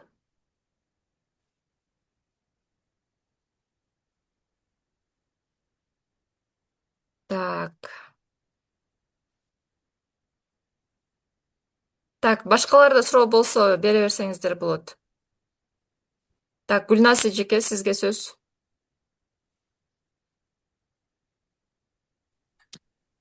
Гүлназ Саламатсыздарбы? Кутман кечиңиздер менен. Мангеч. Саламатсызбы? Сонун сабак болду. Менин бир суроом бар да. Биз депутаттык суроо талап менен кайрылган учурда айылдык кеңештин төрагасына мисалы кичи токойчолорду калыбына келтирүү токтомун киргиздим эле, ал биздин компетенцияга кирбейт, жергиликтүү демилгелерге кирбейт. Биз аны башка баягы токой чарбасы ушу жогорку кеңеш тараптан чечилет. Биз бул маселени карай албайбыз деп ушинтип жооп беришти да. Жалпысынан ошондой. Анткени токой чарба бул мамлекеттик жер болуп саналат. Анан анын өзүнүн ыйгарым мамлекеттик органы бар. Анан алар ошол жумушту аткарат. Анан негизи сиздер өзүңүздөрдүн сунушуңуздарды ошол токой чарбага райондугу да бар, облустугу бар болуш керек. Облустный управлениясы бар. Сунушуңуздарды ошол жака эле кат түрүндө жөнөтсөңүздөр болот. Кеңейтүү же өзгөртүү же өркүндөтүү жөнүндөчү. Сунуш катары гана областка жөнөтүп коюшубуз керек экен да анда. Ооба, Мен облус өз катары негизи сунуш катары берели деп ошентип жазсам, өзү негизи биздин эч кандай компетенцияга кирбейт деп ошентип жооп беришти да мага. Эми ал сиздердин территорияңыздарда жанында болуп атат. Анан кандайдыр бир маселени, көйгөйдү алып чыгып, элге жеңил болсун деген ой болуп атат да. Жазсаңыздар болот. Сунушту ар бир жаран жазганга укуктуу. Эч ким Мисалы аны биздин могу Шамал сайда Бүргөн Достук айыл аймагында трасса, Ош Бишкек трассасы келет да. Ош Бишкек трассасындагы жол белгилери мындай канча немеде кетиш керек скоростьта. Кээ бир жерлерге коюлганда, кээ бир жерлерге коюлбаган. Анан малдарды уруп кеткенде машиналар баягы моундай скоростьта калктуу пунктта моундай скоростьта жүрүш керек деген белги жок үчүн малдарынан ажыраган жарандар өздөрүнүн укуктарын коргой албай калып атышат да. Эгер ошол жол белгиси бар болсо, мынакей деп жол белгиси менен алып, мисалы кечки 8ден кийин майли, алар күндүзү дагы өздөрүнүн укугун чыгып коргой албай ушундай болуп калып атат да. Малдарын мисалы убагында көрүп калса, алар уруп кетип, өтүп кетип эле мал жок болуп, арам өлүп калып атат да. ооба, ал маселе Ошондо туура. жарандарга биз жардам бере алабызбы деп мен ошол боюнча дагы токтом киргизейин дедим эле, эми сунуш катары. Ошол кандай болуп калат? Жалпысынан ал жерге баягы общий трасса деп коет да анычы, мамлекеттик жол болуп анан общий пользованияга кирет, анан муниципалдык гана жерге, муниципалдык трассага, мисалы үчүн жолдорго гана ыйгарым укуктарыңыздар бар. Андыктан бирок андай сунуштуу жалпысынан көйгөйлөр болгондон кийин Минтрансқа кат жолдоп, анан биздин ошол территориядагы региондон чыккан жергиликтүү эмеге жогорку кеңештин депутатына дагы кайрылуу жазсаңыздар болот. Анткени сиздердин түзмө түз ыйгарым укуктарыңыздарга кирет. Ошол территориядан чыккан депутат бар болсо, жогорку кеңеште сиздер кат Ооба, жазсаңыздар бар бизде. Мгм. Ушул эки Жаз- сунушту тең жазып туруп анда жогорку кеңешке сунуш катары жөнөтсөк болот экен да анда. Ооба, даже факт менен, мисалы үчүн эл мына малымды сүзүп кетти, мына эң акырында мен билбей калдым ким малын сүзгөнүн, же болбосо ушундай маселени протоколдоштуруп коесуңарбы, чтобы мындай эме болуш үчүнчү, доказать Факт этиш болуш үчүн. керек, Факт болуп, ушу көйгөйдү жакшы көбүрөөк мындай анализдеп кошуп, ушул жерлерге ушундай эмелерди коюш керек деп жазсаңыздар, жогорку кеңеш ал маселени сөзсүз түрдө Минтранска жөнөтөт да. Өзүмө жазып алдым. Жазып алдыңыз, э? Макул, рахмат. Мгм. Макул, рахмат. Рахмат Гүлназ эже. Так, сөз анда Инабатхан эже, сиз байланыштасызбы?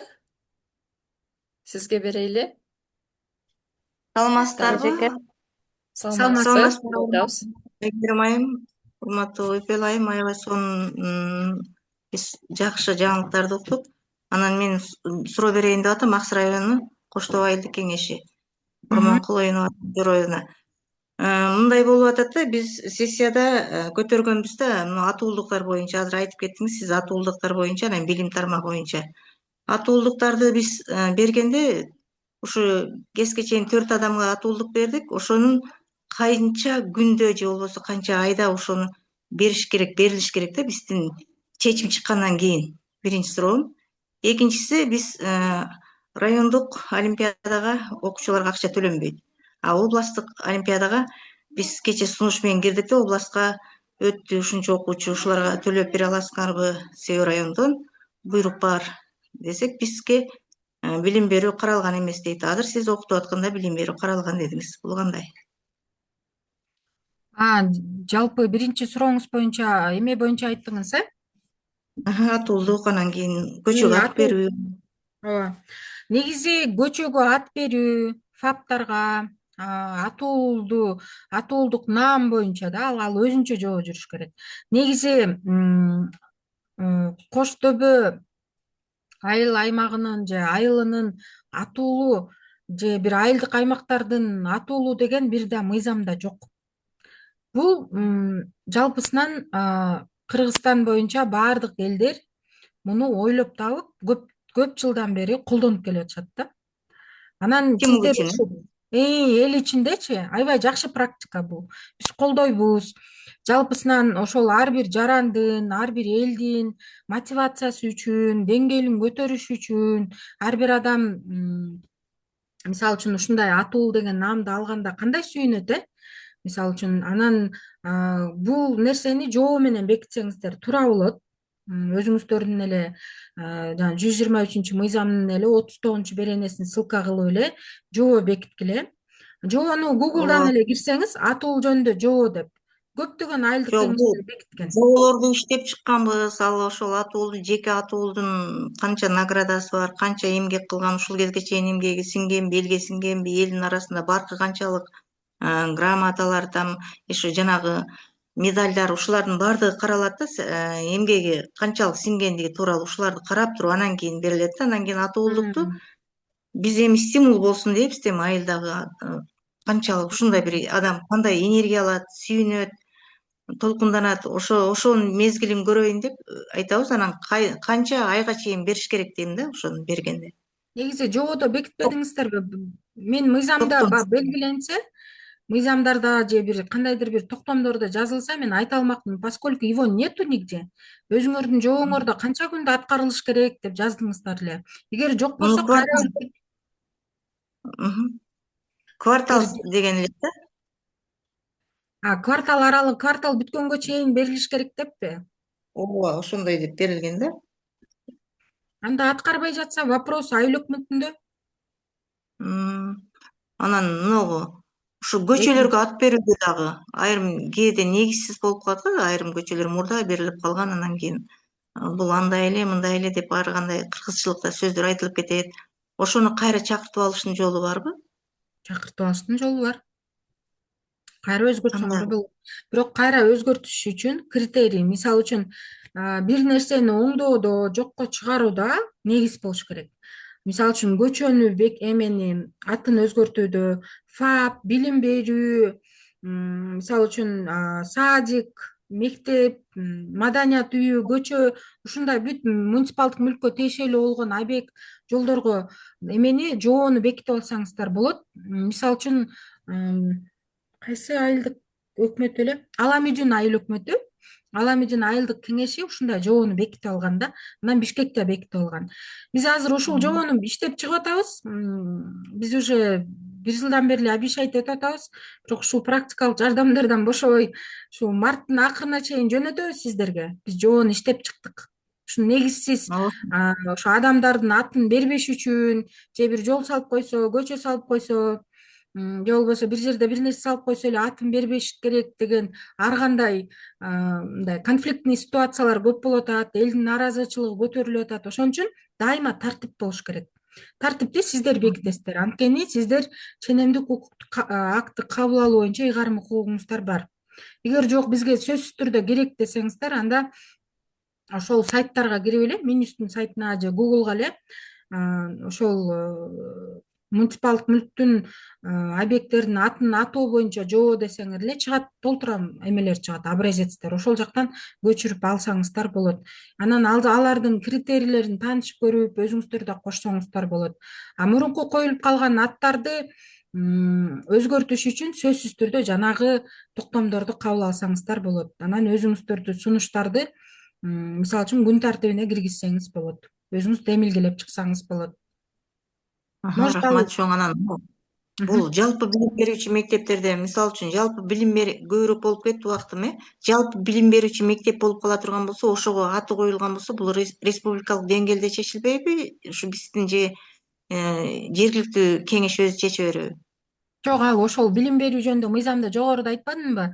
Райондук билим берүү же министерствого кат жөнөтүлөт. Ушул эмени ушундай кылып атаган атабыз, макулдугуңар керек деп, алар расмий макулдугун берет. Расмий макулдугун бербей да коюшу мүмкүн. Ошол мектепте иштеген коллективдин да протоколу керек, макулдук бериш керек. Алар ошол жерде иштейт да. Жалпы элдин да сунушу угулат. Мисалы үчүн, жана коомдук угууда 10 күн турат деп атпайсызбы? Чогулуш өткөрсөңөр болот. Жок, сайтка келебиз, сайтка ар бир жаран могу почтага сунуштарыңарды берсеңер болот десеңер, антсеңер да болот. Бирок сөзсүз түрдө макулдашылыш керек. Анан коомдук угууда 10 күн же 15 күн туруш керек. Өткөрүлгөн Рахмат чоң рахмат. Анан могу билим берүүдөгү жанагы олимпиадалар боюнча областка, республикага өткөн окуучулардын жергиликтүү кеңештин акчалай көтөрмөлөө деген. Жол кирезин. Жергиликтүү бюджеттен акча каражаты болсо, ошол спорт жөнүндө, олимпиадалык спорттор жөнүндө Кыргыз Республикасынын мыйзамдары бар. Ал жерде жергиликтүү кеңеш акча каражаты бар болсо гана төлөй алат деп атат. Жергиликтүү бюджеттен акча каражатыңыздар бар болсо, анан негизинен жергиликтүү маанидеги маселеге кирет да бул. Спортту, ошол жаш өспүрүмдөрдү мисалы үчүн көмөктөшүү деп атат да. Бирок жергиликтүү бекитүүдө айтайын дегеним бул биз азыр билим берүүнү карабай койдук деп атпайбы айыл өкмөт ушул жагынан каралбай калабы дейм. Ошол эле биздин эле айыл өкмөтүндө жашап аткан 6 мектеп болсо, ушул 6 мектептин арасынан чыккан эми баардыгы эле чыга бербейт да, областка, республика. 5-өө, 4-өө чыгып калышы мүмкүн, 2-өө чыгып калышы мүмкүн, ар кандай. Ушул экөөнү каржылай алганга жол берилбейби? Каржылаш үчүн сөзсүз түрдө бюджетти кароодо, мисалы үчүн эмки жылында 27-де прогноз июльдан башталат. Ушул жылычы. Ушул жылы каралган да, бул социалдыкка каралган, миллионго жакын акча каралган. Ошону менен кете берсе боло береби? Социалдык жактан конкретно план боюнча киргенби? Кирген. Карап көрүш керек. Конкретный жекече именно ушул немеге олимпиада же мыкты спортсмен деп кирилбеген, эми социалдык деп туруп эле киргизгенбиз да, эми чыгып калат ар кандай жанагы айтып Чыгымдар атасыз белең. социалдык деп жазылып туруп, тиги соцработниктин иш планында бөлөк вопростор каралат да, материалдык жардамдардан эле чыкпай атпайсыздарбы сиздер? Жанагындай Ооба, спорт түрүн караганга ошон үчүн киргизиш керек да. Мисалы, киргизгенде гана анан кирет да, иштейт. Мисалы, соцработниктин иш планында жалпы ошол миллиондун разбивкасы бөлөк да, башка болуп турат ал жерде. Киргенде гана колдонулат да. Мисалы, 2027-ге азыр июльдан баштап эле прогноз түсүп баштайт. Ошондо сунушуңузду берип киргизтириңиз. Ошондо гана жардам бере алат да. макул, рахмат чоң. Так, Рахмат. чоң рахмат. Анда кийинки сөз Үрүмкан эже сизге. Так, андан кийин Гүлнара эжекеге берем. Үрүмкан эже, микрофонуңузду күйгүзүңүз. Айгерим, анан мага да берип койчу. Саламатсыңбы? Мен Салия. Салия эже, кол көтөрүп коюңуз, Саламатсыздарбы? Саламатсызбы? Угуп атабыз. Эмне эле кылдың басты? Саламатсыздарбы? Айпери. Үрүмкан эже, угуп атабыз сизди. Мен Оргочор айыл аймагынын депутаты Исраилова Урумкан. Ооба, могу азыр суроолорду берип атпайбы? Мисалы үчүн бизде Оргочор айыл аймагында ошо жанагы салтанаттуу күндөрдө бизде эртелеп эле беришет. Ушул адамга ушундай сыйлык берели, же болбосо бизден тиги район тарабынан келет. Мейли Баткенде служить эттиби, мейли Афганда служить эттиби, ошо бизге заранее берет. Бирок биз улуу жашына карап, ошондой сыйлыктарды улуу жашына карап эме кылабыз да. Биз дагы ошо биздин да айтканга акыбыз бар да. Тигилер жаш балдарды бере беришет районодончу. Анан ар бир депутаттын билет да айылында кандай кишилер, канча жаштагы кишилер ошол Афганда служить эткен, же болбосо Баткенде служить эткен. Негизи ошо мына жакында эле бердик биз Афган күнүнө карата экөөнө берилди. Бирок үчүнчүсүн биз кийинки майрамга жылдырып койдук да. Канча сом менен карап атасыз? Iya, Канча сом менен карап атасыз? медалга карап ошо медалга неме түшөт да. Анан ошого медалга макул берилсин деп биз ошо жобонун негизинде иштеп чыгабыз да. Действительно ошол служить эткен тиякта деп.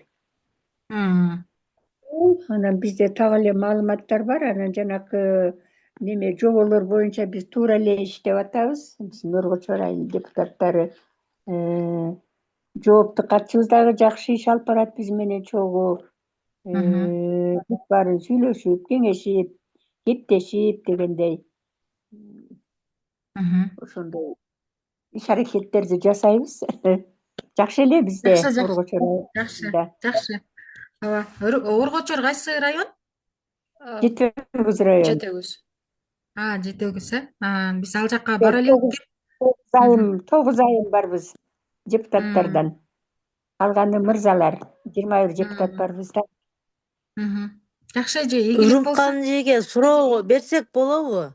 Так, Гүлназ эже, мындай кылайлы. Азыр Гүлнара эжекенин суроосу бар, потом Салия эжекенин суроосу бар. Ушул Ошол уккандан кийин анан кайтып келели, анткени убактыбыз да аз калат. Тар болот. Жетишели. Макул. Гүлнара эже, сизге сөз. Биз мененсизби? Саламатсыздарбы, урматтуу айымдар, урматтуу тренер эжеке, Айгерим, баарыңыздарга кутман кеч. Угулуп атабы эми? Ооба, угулуп атат, айта бериңиз. Менде бүгүнкү тема боюнча, жанагы ат коюу боюнча суроом бар эле. Ак Сый району Ак Жол айыл өкмөтүнөн айылдык кеңештин депутаты Бостонова Гүлнара. Бизде жаңы маданият үйү курулган да. Анан ошого маданият үйүнө ат берүү боюнча аябай көп талаш тартыш болду. Анан бардык жоболорду карап көрүп, жанагы өзүбүздөн чыккан Төкмакын Шекербек Адыловдун атын коюуну сунушташты эле элдер. Анан ошону карап чыктык да. Анан эле аябай талаш тартыш болуп атып эле анан акырында баягы өзүбүздүн немени токтомду кайра жокко чыгарып, жердин атын коюп койдук да. Мал калды деп. Анан ошондо мен эксперттер менен сүйлөшүп аттым, өзүм аябай карап окуп чыктым. Тирүү адамдын аты коюлуш керек эмес деген жерди таппай койдум да. Алар тирүү адамдын атын койбош керек деп талаш болду. Анан ошондо мен эксперттер менен сүйлөшүп сурап ушундай неметип аттым, бирок жалпы ошону экспертти айылдык кеңештин немесиндеби сүйлөшүп жалдап алышыбыз керек беле, Жок, ал эксперт деген мониторинг кылат. Ал мисалы 26-жылга карата канча, мисалы үчүн 25-жылга карата канча токтом кабыл алсаңар, ошонун мыйзамдуулугун карап чыгат. Мисалы юристчи карап чыгат. жок ошо ат коюу боюнча сурансак болот беле дейм да. Ооба, сурансаңар болмок. Негизи тирүү адамдын атын койбойт. Ооба. Чечилбей жаткан учурда, Ооба, чакырсаңар болот, привлекать этсеңер болот, ооба. Юрист бар беле айыл өкмөтүндө? айыл өкмөтүндө юрист жок эле, анан кийин могу эксперттерден мына Союземсудан же ушу Амуссадан иштеген эксперттерден сурансак болот беле дейм да. Ооба, биздин деле группага жазсаңыз болот, салып деле. Биз деле жардам беребиз, Амуцадан деле привлекать этсеңер болот. Ооба. Бирок азыр жокко чыгарып атын атап койдуңар да, Ооба, жердин эле атын коюп койдук да. Ооба, ал деле маселе жакшы. Анан кийин тиги билим берүү министрлигинен, анан кийин маданият үйлөргө, китепканаларга тезинен ошо шашылыш түрдө деп келген экен да, билим берүү мекемелеринин атын, маданият үйлөрүнүн аттарын ошо эмгеги сиңген ишмерлердин атын коюп бүткүлө деген. Анан ага деле карашпады да эми. Анан ошо сал мындай туура эмесирээк болуп калды да ошол жери. Ооба, жалпысынан ошо жобо жок болгондуктан ушундай мыйзамсыз мыйзамдагы пробелдер көп чыгып атпайбы? Мыйзамдагы пробел деген мисалы үчүн жок норма да. Конкретно жобо кабыл алыш керек деген норма жок. Бул мындай ошол турмуш тиричиликтен, сиздердин жумушуңардан келип чыгып аткан жаңы норманы пайда кылып атат да. Жалпысынан ошо мыйзамга ошондой өзгөртүү кириш керек да. Же болбосо Жоболордо дагы так жазылбай калыптыр да. ошо так жазылбай, бул пробел болуп саналат. Анан сиздерге практикалык жардам катары, консультациялык жардам катары биз жобону иштеп чыгып атабыз, беребиз, өзүңүздөр карап көрөсүздөр, может жаңы критерийлерди кошосуздар. Ошо жобону бекиткенде сиздерде мисалы үчүн оңой болмок. Ал эми тирүү адамдын аты койбойт деген бул жөнөкөй адамдарга тиешеси жок, жарандарга. Жанагындай көрүнүктүү адамдарга, мисалы үчүн бир адамдын Төкмакын, жазуучу, Чыңгыз Айтматов, ошондой көрүнүктүү адамдарды аныктай турган комиссия бар. Ошо комиссиядан өтүп анан келип коюлат да, мисалы. Жалпы эле мынтип койгонго болбойт аны. Анын өзүнүн жобосу бар. Көрүнүктүү адамдарга. Жалпы Кыргызстан боюнча. Жалпы жазылган жоболор бар экен, бирок тирүү адамдын аты коюлбайт дегени эч жок экен эч жерде. Болгону мындай жери бар экен, ошону географиялык аймактарга тирүү адамдын аты коюлбайт деп, ошо тирүү эмес адамдын аты коюлбайт дептир. Анан дагы бир пунктунда неме деп жазган экен. Өзгөчө кырдаалдар учурунда ат коюлат, бирок 5 жылдан кийин коюлат деген жери бар экен.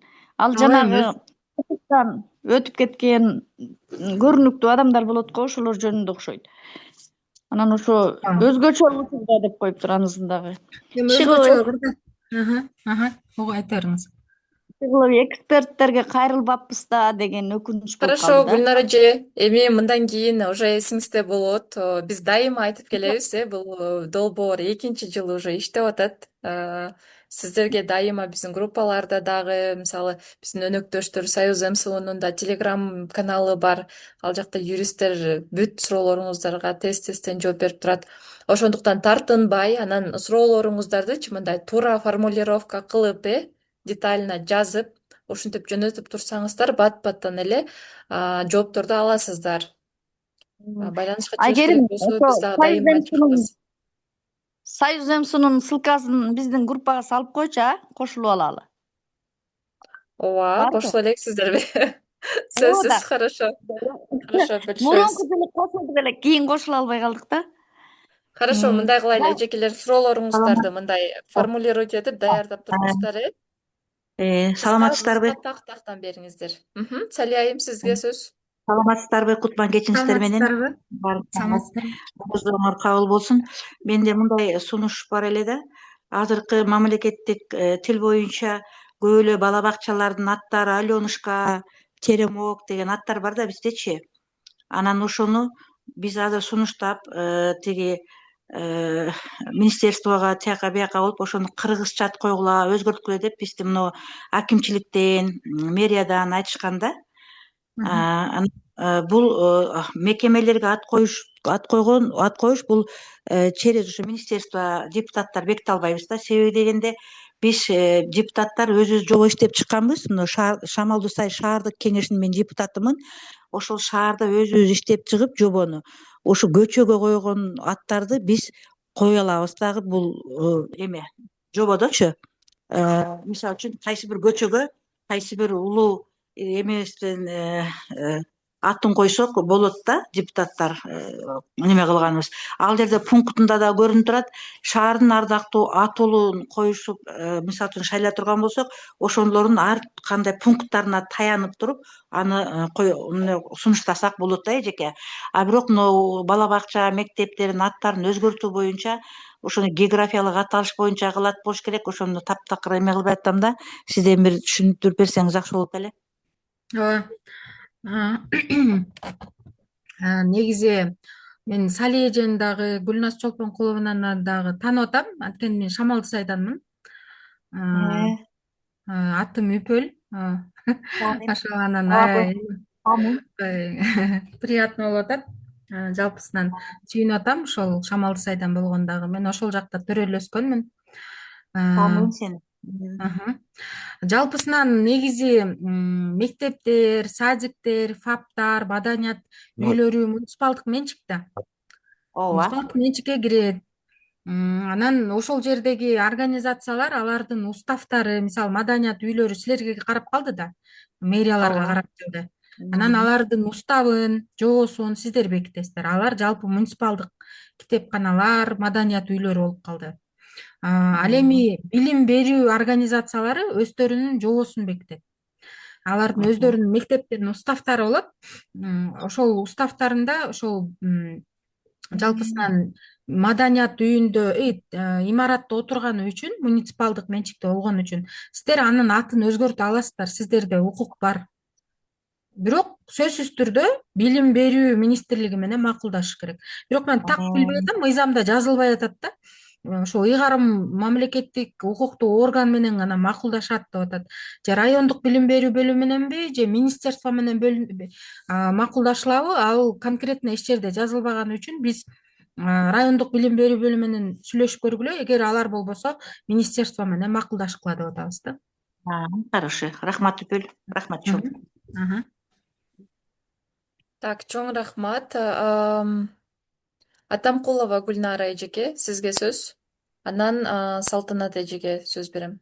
Саламатсыздарбы? Орозуңуздар кабыл болсун. Жарп, айымдар, Айкерим, Үпөл баарыңыздарга мен Учкурган айыл өкмөтүнүн Аксы районунун Атамкулова Гүлнара болом. Менин суроом момундай болуп атат да. Биз төрагалар боюнча дагы талкуу кетти. Тигил ачы бизде себеби башында эле депутаттыкка башталганда биз Амочиянын окууларында окуп келгенде бизде ачык деген эме болгондо, ачык билдирүү, ачык мындай интернет эмелер боюнча болгондо кээде биздики жабык болуп калган учурларда ошондо кандай биз кайрылуу кыла алабыз, кимге кайрылуу кыла алабыз деген суроо биринчи. Анан экинчи суроом бизде мына жаңы мектеп бүтүп атат да, анан эски мектебибизди биз мурун бала бакча болгондо кайра бизде ошол эмени кайта жаңылап өзгөртүү боюнча эмне жасасам болот, кайсы статья менен. Анан үчүнчү маселе менин балам военный, анан уже деген полковник болоюн деп калды, бирок ошол жаңы бүткөн мектепке мен кичине жардам көмөктөшүп, анан ошол баламдын ошо залга өзүнүн эмесин койгондо мен өзүмүн мынагу депутаттык мандатыман эме болбогондой бир берене жоо барбы? Мен ошону баягы ошол жерден чемпиондор чыгат, балам деле чемпиондорду ошо военныйда тарбиялап атат. Анан кайра эле эми пенсияга чыгып калганда бир учурда келет да. Ошого мен мектепке, жаңы мектепке салым кошуу түрүндө ошону жасайын деген, бирок мен берене жоопторду али өзүм да карап көрө элекмин. Менин суроом ушул. Чоң рахмат көңүл буруңуздарга. Негизи ооба, сиздер туура айттыңыздар. Айылдык кеңештер ошол өздөрүнүн бекитилген регламентине ылайык, регламент токтом түрүндө кабыл алынат. Ошо регламентке ылайык баардык нерсе ачык жүрөт. Ооба, эгер сиздер голосование ачык жүрсө, ошол сессияда эле кол көтөрүлөт. Тайный деген только тайный деп билбейм, бирок негизи практикада тайный голосование деле көргөн жокмун. Аябай аз Тайный дегеним дагы өтө деле тайный эмес, бирок баягы сырттагы адамдар кирбесин деген бир эме да. Анан сиз биздин ДСПны айтып атасызбы? Ооба. бизге берилген кагазда ар түрдүү маселелер каралат дегенде, мисалы үчүн жердики каралганда биз жердиге керектүү адамдарды биз өз группаларыбыздан, өзүбүздүн округтан чакырып коебуз да. Анан жайытка келгенде чабандарды чакырып коебуз. Анан кээде бир ошондой учур болуп калганда бул эмеде барбы жокпу дегеним да негизи. Негизи бар ошол, мисалы үчүн мамлекеттик защита гостайна деп коет, ДСП деп коет, для служебного пользования деп. Ошондой документтер келгенде сессия жабык түрүндө жүрөт. Бул регламентте бекитилет. Мисалы үчүн ГКНБ, прокуратура, МВД, акимияттан, полпредден бир кайсы бир мамлекеттик органдан ДСП катары келсе, прям ДСП деп же эме КЖУ деп коет кыргызча которулганда, ошол КПУ деп коет. Эми мен ДСП деле айтайын, кыргызча жакшы айта албайт экенмин. Ошол жерден эле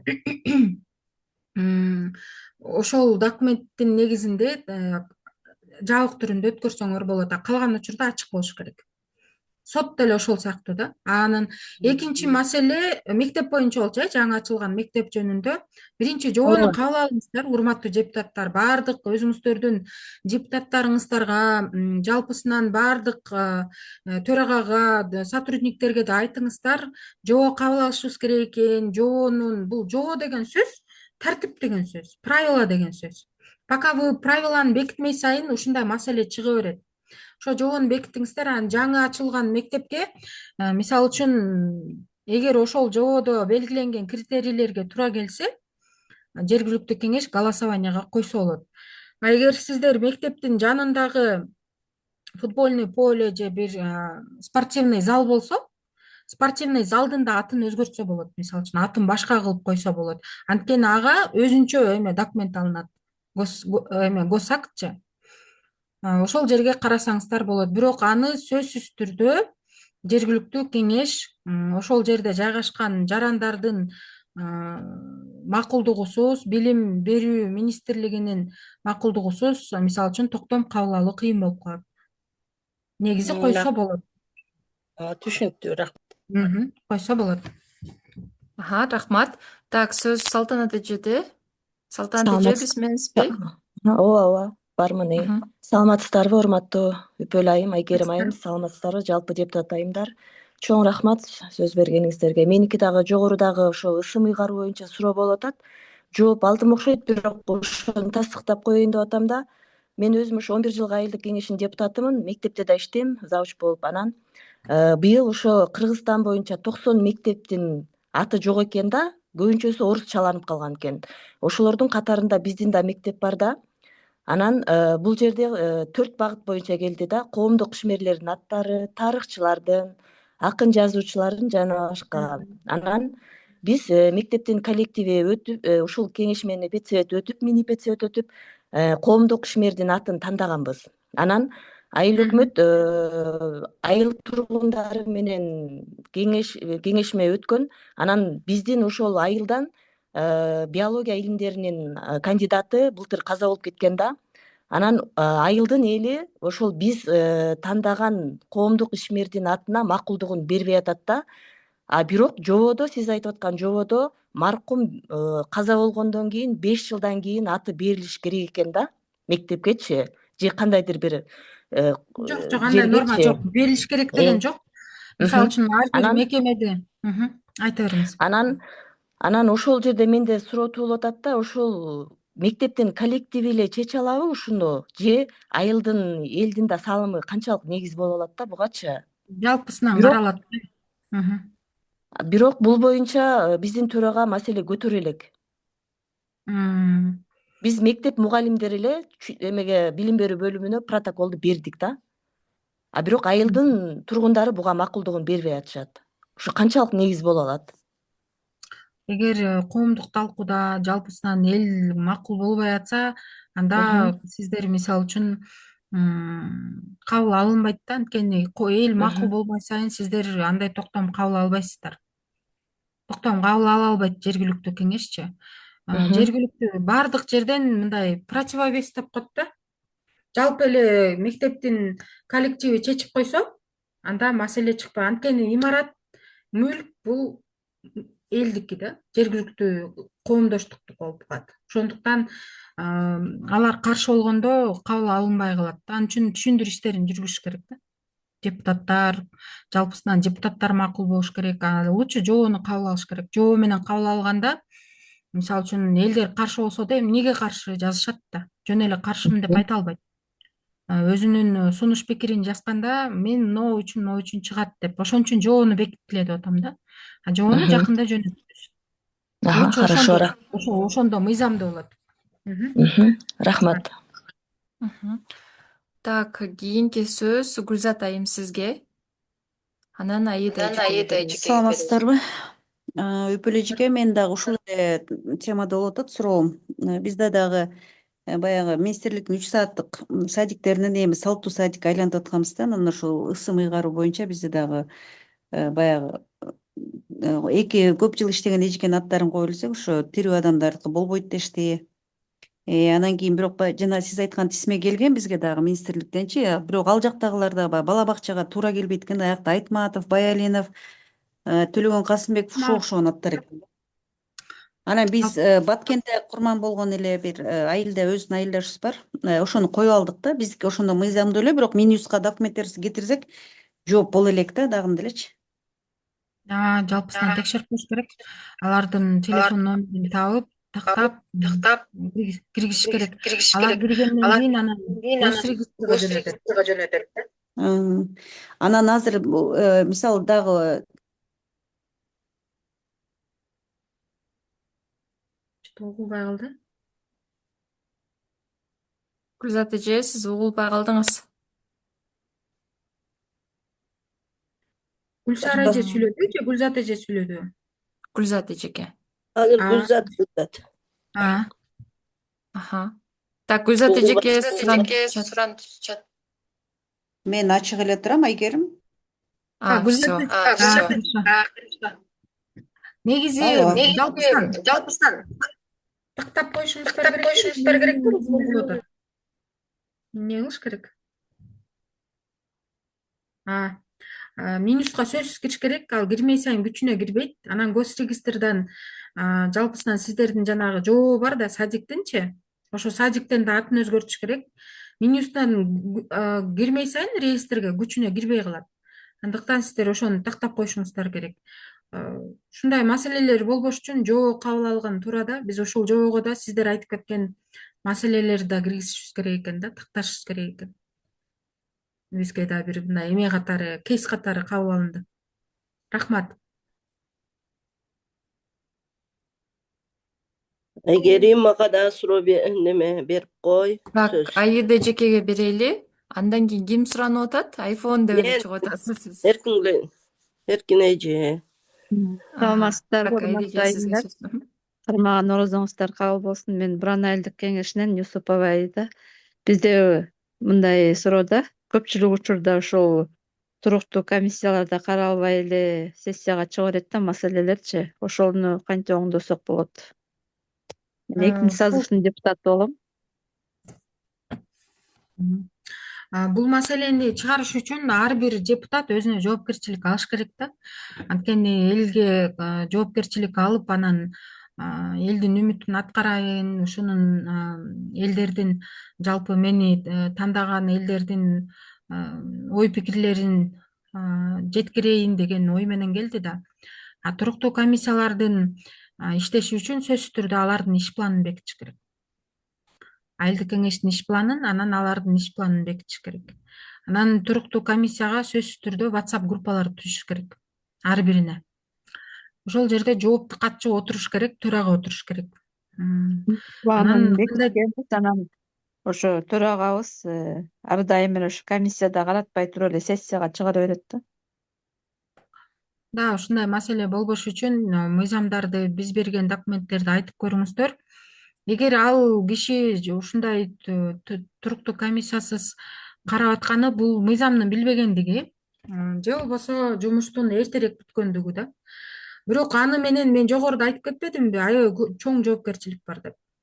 Мисалы үчүн ошол жерлердин ижара акысын бекитип койгон үчүн жана ИЖС деп коет го азыр. ИЖСке очередке туруп атпайбы, электрондук очередке жерлерге. Жарандарга жерди берип коюп, көптөгөн азыр Акпрессти ачсаңыздар ушу жер боюнча эле чыгып атпайбы? Бардык жоопкерчиликке тартуу. Ушул маселелерди да айтыш керек да. Мисалы үчүн мыйзамда турат, прокуратура караганда туруктуу комиссия карамай сайын жергиликтүү кеңеш токтом кабыл албайт деп атат. Мыйзамда турат. Эгер ал мыйзамсыз кабыл алса, анда токтомдордун мисалы 25-жылга кабыл алган токтомуңуздардын бардыгы мыйзамсыз болуп саналат. Ушул нерсени жеткириш керек. Анан депутаты деген группабыз бар, ал жерден биз ушул жөнүндө деле айтып атабыз, группадан, социальный сеттен да айтып атабыз. Просто мисалы үчүн ар бир депутат, ар бир жаран өзүнө жоопкерчилик алыш керек. Жоопкерчилик алып караганда гана алат. Эгер алар кылбай атса, анын өзүнүн жоопкерчилиги бар. Мисалы үчүн ушул бойдон эле калып калбайт. Токтом өмүр бою сакталат. Постоянно деп атат. Ал архивтерге өткөрүлөт. Архивтерден алып, бүт жерден маалымат баары деле канча жыл болсо дагы кабыл алынат. Ал киши мисалы үчүн төрага болуп кетип калса дагы, ал кишини ошол убакта депутаттар да чакырат. Неге бул туруктуу комиссия караган эмес деп. Мисалы бүгүн төрага, эртең төрага эмес болсо ошол бойдон калып кетпейт. Вопросы финансы, жер, мүлк менен связанный бүт вопростордун бардыгынын срок годности жок. Особенно финансынын. В любой момент ачыла берет. И особенно жердики дагы. Рахмат. Чоң рахмат. Бизде чатка дагы суроолорду жазып атышат экен. Бир суроо, так, бизден Гүлсара эжекенин суроосу бар экен. Мектепке ат коюу боюнча биз кеңеш токтом чыгарганбыз, сунуш кетиргенбиз. Бирок кече жакында 2025 жылдын 20 ноябрында Эдил Байсалов төрагалык кылган жыйында биздин токтомго карабастан башка бирөөнүн атын коюп коюшту. Бул канчалык мыйзамдуу дейт. Негизинен ал токтомду сиздер кол койдуңуздарбы? Голосование болду да. Гүлсара эже, Кеңеште карадыңыздарбы? кеңеште карап чечим чыгарып беришкен окшойт. Бияқта жазганы боюнча. Башында жүрүп окшойт, суроо? Жок, аяк жагында. Мектепке ат коюу боюнча биз кеңеш токтом чыгарганбыз дейт. Гүлсара эжеке, микрофонуңузду иштетип алсаңыз. Сунуш кетиргенбиз дейт. Все чыгарганбыз, сунуш кетиргенбиз. Бирок кече жакында дейт, төрагалык кылган жыйында башка бирөөнүн атын коюп коюшту. Бул канчалык мыйзамдуу дейт. Ким коюп койду? Эдил Байсалов келиппи? Же эмне кылды? Так. Токтом менен койдубу же билим берүү министрлигинен келдиби? Аз окуйн, так катса. Да. Эгер Гүлсара эми эжем мүмкүн болсо толуктап жазып койсоңуз, эгер эми Так, Эркинбей эже, сизге сөз. саламатсыздарбы, урматтуу Саламатсыздар. бүгүнкү неменин катышуучулары? Орозоңор кабыл болсун баардыгыңардын. Менин суроом ушул ат коюу боюнча бизде дагы бир айылда талаш болуп атат да, маданият үйүндөчү. Ушуну кандай кылып чечишибизди билбей атабыз. Эки адам тең неме кылып атышат, талашып атышат да. Талашпаш үчүн жобо кабыл алыш керек токтом менен. Анан баардыгына тиешелүү болот. Эч ким талаша албайт. Критерийге туура келсе карайт, критерийлерге кара келбесе, тиги өтпөй калат да. Ошонун баардык критерийин, мисалы, бирөө демилгечи адам мынча адамдан кем болбош керек. Ал киши деген мондай эме жумуштарды аткарыш керек. Элге, мамлекетке же ошол айылга эмгеги сиңген, мектепте окуган мугалимдер, иштеген мугалимдер, садикте иштеген, мисалы үчүн тарбия алуучулар, же болбосо кандайдыр бир кесипти ээлеп ошол тармакта иштеген, же ошол жерде дыйканчы, мисалы үчүн, тоже может быть. Ошондой маселени карагандан кийин, мисалы үчүн көчөдө бир 20 үй жашаса, ошол 20-нын 15-и голос бермей сайын ал сунуш кабыл алынбайт деп кошуп койсоңор болот. 2-ден 3-төн 2 эмес, аябай 80-60%ке чейин голос коюлат. Андан кийин анан токтом даярдалып келип, коомдук талкууга кайра чыгат, жалпы айылына аймак карайт. Анан тиги жактан макулдук алат деп ушундай эмелерди койгондон кийин ошол эмеден электен эле өтүп калып калат. Жөн эле мисал. Ошону маданият министерствосунан дагы неме алышыбыз керекпи? Булар маданият үйүнө коюлат да атчы. Маданиятты силер үйүн өзүңөр бекиттиңер беле жобосун? Силерге тиешелүүбү же мамлекеттикиби? Маданият үйү мамлекеттики. Эми ошого ат коюш керек болуп Анда атат ооба да. маданият министри менен макулдашып коюш керек. Кат жөнөтүп койсоңор ал макулдугун берет. Кат жөнөткөндө мисалы ушундай демилгечи келди, ушундай сунуш болуп атат, мындай жумуштарды аткарган, макулдугуңар керек деп. Эгер ал мамлекеттик маданият үйү болсо, мекеме болсочу, эгер силер муниципалдык болсо макулдашуунун кереги жок, алар силерге тиешелүү. Ошо критерийлерди жөнөтүп койсоңор, ошол Ооба, биз боюнча. даярдап атабыз, эже Эркинбей эже жөнөтөбүз. Рахмат баардыгыңарга. Рахмат.